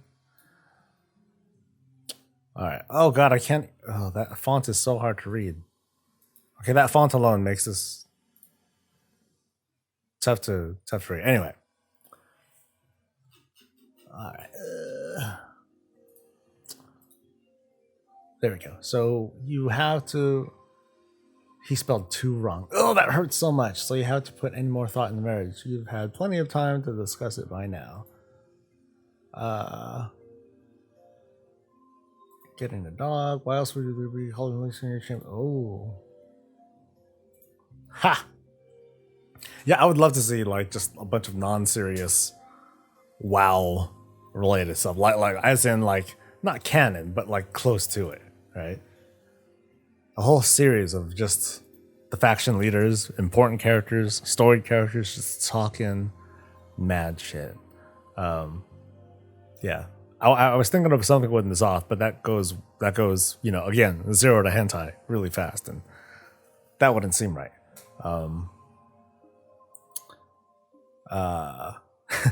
Cuts to Arthas. All of a sudden, camera cuts to Arthas. He's just been sitting. He's used to it. He did it for a number of years before doing nothing. And they cut to Arthas and they're like, "Oh, so what about you, man? We haven't seen you in a while." And Arthas is just like, when I was frozen, my dick fell off. So, yeah, that was the thing. And then the room is silent for a little bit. And then all eyes turn to Bolvar, who was also frozen for that long, right? And then they look at Bolvar, and then he'll be like, "No, I'm still packing, man. That dragon's fire, that kept that thing intact, so I'm still in the clear." But then that leads to other questions, right? Then they'll ask him, "So have you been trying to date around and stuff?" He's like, no, I tried one time, and things were working out really well. It was really great, but then I remembered that my body is partially molten magma, so I didn't try anything, but I know that it's not gonna work out, so yeah." And then all of a sudden Rathian comes in and it's like, black dragons can handle that stuff just fine. And Bolvar looks at him. He's like, "Oh, really?" Rathian's like, "No, I'm spoken for." Anduin replies, "No, you're not spoken for." "What?" Rathian gets all flushed. He's like, "What? I thought we had a thing. I thought we were gonna meet up after this." And Anduin's like, "No, I'm gonna go see Sylvanas after this." And then it cuts to Sylvanas, which is easy to do because the wall got broken down because Toronto broke it down, and everyone's still trying to hold her back from trying to kill Malfurion. And Sylvanas is like, "No, I'm cool. I'm just gonna stay in my cell and blah blah blah." And then Anduin will be like, "Oh yeah, now you can be the one that's captured and blah blah blah." And Sylvanas is like, No, I don't think so, little lion." And then all the ladies, they start giggling, and all the guys are like, and Anduin's like, "Oh, come on, guys, I'm still growing up, dude." Anduin, you're like in your 20s, dude. I think you're done. I think you're done, with your growing and stuff. And Anduin's like, "Man, the light's stupid." Whatever. Does Bolvar spit fire or ice or lich goop or what? WTF? No, I think it's kind of like it's like that one dude in My Hero Academia. He can just do it at will. He can do one or the other. But I guess he's more comfortable being actually no. Let me walk that back. Remember when during that Shadowlands opening cinematic, Bolvar was like red, right? And then he went into battle mode or Lich King mode, and he went all blue. So that happened until Sylvanas smacked him, took his helmet, and who knows what she did to him afterwards, right? We don't know. We don't know. Bolvar, could you tell us the events of what happened after Sylvanas defeated you on top of Ice Crown Citadel? And Bolvar's like, I don't really want to talk about it. And then Sylvanas is like, "Oh, I do, because it was really awesome. So I had the jailer's chains for a while. You guys know this because I tried to kill you all with them." And I strung him up just like he was before in front of the Lich King. I thought that would be a really nostalgic moment, Sylvanas says. And Bolvar's just like folding his arms back. He's like totally flustered and embarrassed. He's like, whatever. And Sylvanas like, and so I decided to play with him for a little bit, you know. Had my Valkyrs have their way with him, with their spears and all that stuff. And, you know, she's just nonchalantly mentioning like horrific sodomy, you know, just horrific abuse. And everyone's like aghast and blah, blah, blah, blah.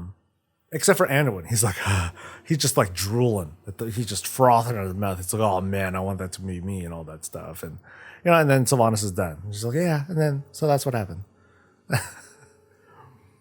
Bolvar, do you have anything to say about it or to say to Sylvanas? She's like, nope, the past is past. I'm just moving on from it. And I hope she dies, right?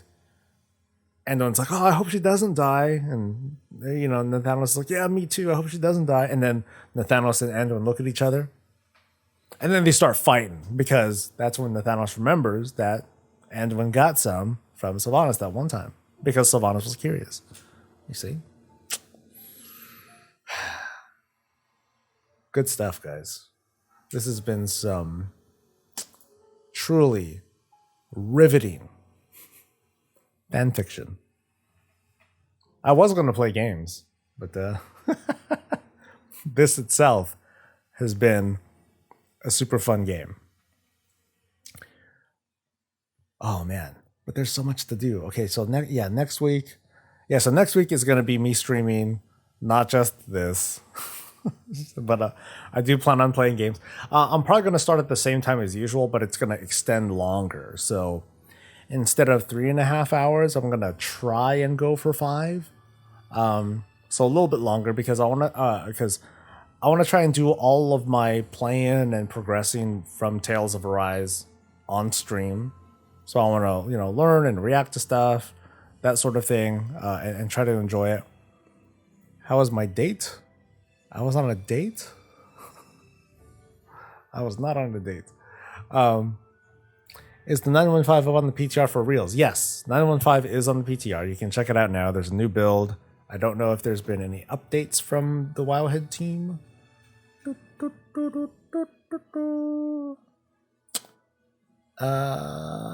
So Blizzard did talk about High Mountain Torn customization options. They were going to add some stuff in.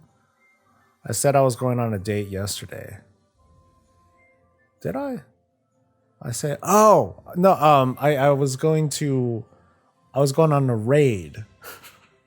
I think I was going to go on a raid yesterday. And so I did. I raided with, you know, I meant to talk about that today too. Like I raided with someone else's group, because this dude, he regularly comes and joins our group and helps us out.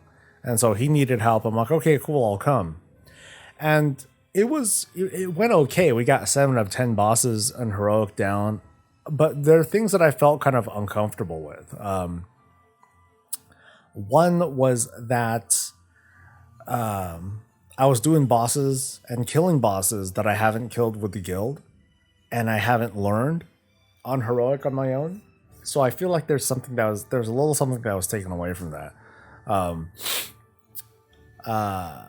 And the other is that it's very, very, very, very, very seldom that I join just some other person's group. And so I got a feel of like another guild's dynamic and their own little shit talking and that sort of stuff. And that was fun. But I also noticed that I fall back to like a certain state of mind. Very introverted, very quiet. I only speak when I'm spoken to. I don't try to fit in. I just do the job. I just go in and do stuff and kill things, and then we're done. And, you know, be friendly and all that stuff. But otherwise, very untalkative. And it's because, you know, that's just their dynamic, their thing. It's outside of my comfort zone. And that's one of many reasons why it's difficult for me to pug. Because it's one thing when it's someone else's guild where at least there is like this friendly dynamic and blah, blah, blah. But it's another when everyone's a stranger. Just about everyone is a stranger to each other, and so it's hard for me to capture the energy that's there. I feel like in a pug, the mood is a lot more tense, where mistakes can be over scrutinized. People will react to those things a bit stronger.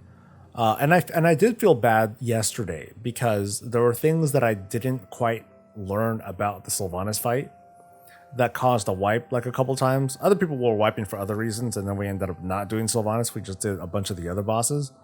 But I know I messed up on a couple things, and that makes me feel bad. But it feels that much worse in a pure pug because it's like, okay, you have to know everything because no one's gonna, because unless you join a group where they say, oh, we're gonna teach you everything and blah blah blah, it's expected for you to know these things and be prepared for them, and especially not just to be prepared for them, but be prepared for the way that pugs handle it because a guild might handle it in a different way. So it's very seldom that I hug. I don't know. I misspeak a lot. So that's fine. I don't know if it's a Freudian slip, though. Not a big deal. But no, I did have an okay time in the raid.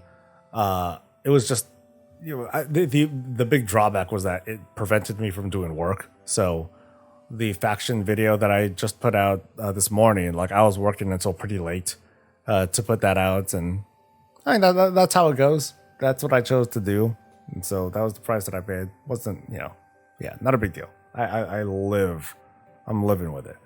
But yes, High Mountain Touring customization, D2 Resurrected launches 8 a.m. September 20. That's right. Something comes out September 23rd. That's on a Thursday, I think, right? Wait, September. That's October. How weird. It comes out on a Thursday. So that's going to be special. That means on that week, or at least that Thursday, I'm going to play the crap out of Diablo 2. I don't know about over the weekend, but no, that should be fun. Yeah, I'll definitely be playing the remaster for a while at least, until I feel satisfied. Which means I'm gonna level a necromancer, until I get like a whole shitload of skeletons, and then, just have my jollies. I'm fully expecting the change, not change. I'm fully expecting, because like in old school Diablo 2, if your account or if your characters are inactive for a certain amount of time, they get deleted, which sucks. I'm counting on it not happening in this. So as long as I just make one and have one and all that, that's cool. Because I mean, in Diablo 3, I have a bunch of characters, like seasoned characters that are just kind of there, and they're fine for the most part. But I am looking forward to Diablo 2. I think it'll be a lot of fun. I think the other character that I would make would be a druid, like a zoomancer sort of thing. But I get my overall enjoyment from a necromancer the most. Paladins are like, maybe. With the paladin, I make an aura. Like my sense of gameplay in those sorts of games like Diablo or Path of Exile or whatever is to make passive builds for the most part, where my interaction is limited. Debuff enemies, buff my dudes, let the pets do the work, watch things get nasty, blow through low level content. I took great joy, whenever I would help run people through stuff. I would just run, and then the skeletons would just like run after, and they would just decimate everything that's inside. Or, you're going through like a cave or whatever. They break through the door, and then they just pour in and swarm through a room, taking up all the range damage that are trying to get there, and nothing can stop them. Nothing can stop the wave of bone and fire and elemental crap flying all over the place. I get a really big kick out of that. So that's my satisfaction there.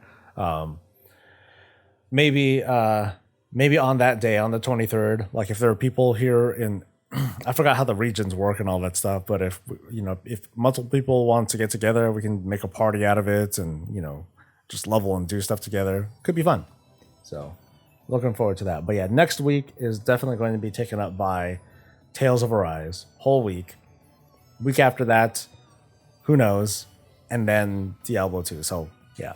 This is what I'm trying to do to kind of spice up the stream a little bit and get people a bit more engaged with stuff. Like today, it would have been more Into the Gungeon, but then I got caught up with all of this. Yeah, all this random talk. But this I plan. But yeah, I actually plan on putting today's episode of Coffee out. I'm not going to do the whole thing, but I'm gonna put out some of it. I'm gonna put out the early parts of it today, and then yesterday's Coffee is gonna go out tomorrow. It's gonna be kind of weird, but it'll somehow work out.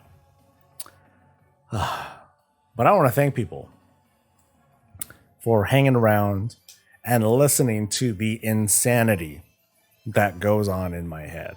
I'm big on that. It's like if you give me a chance, I just get into headcanon and I just get totally lost in that stuff for like fun, I'm a big fan fiction person. I don't write stuff, not these days at least. But I'm big on like weird stories and stuff like that. But again, I want to thank you guys for coming. For people who subscribed and followed, thank you very much. Thanks again, Nils, for the donation. It's very, very kind of you. And that is going to be it. Stay tuned for whatever it is that I do next. And I will see you soon, everybody. Thanks again for coming. You guys have a good one. And stay safe, stay healthy, and as always, stay breezy. Yep.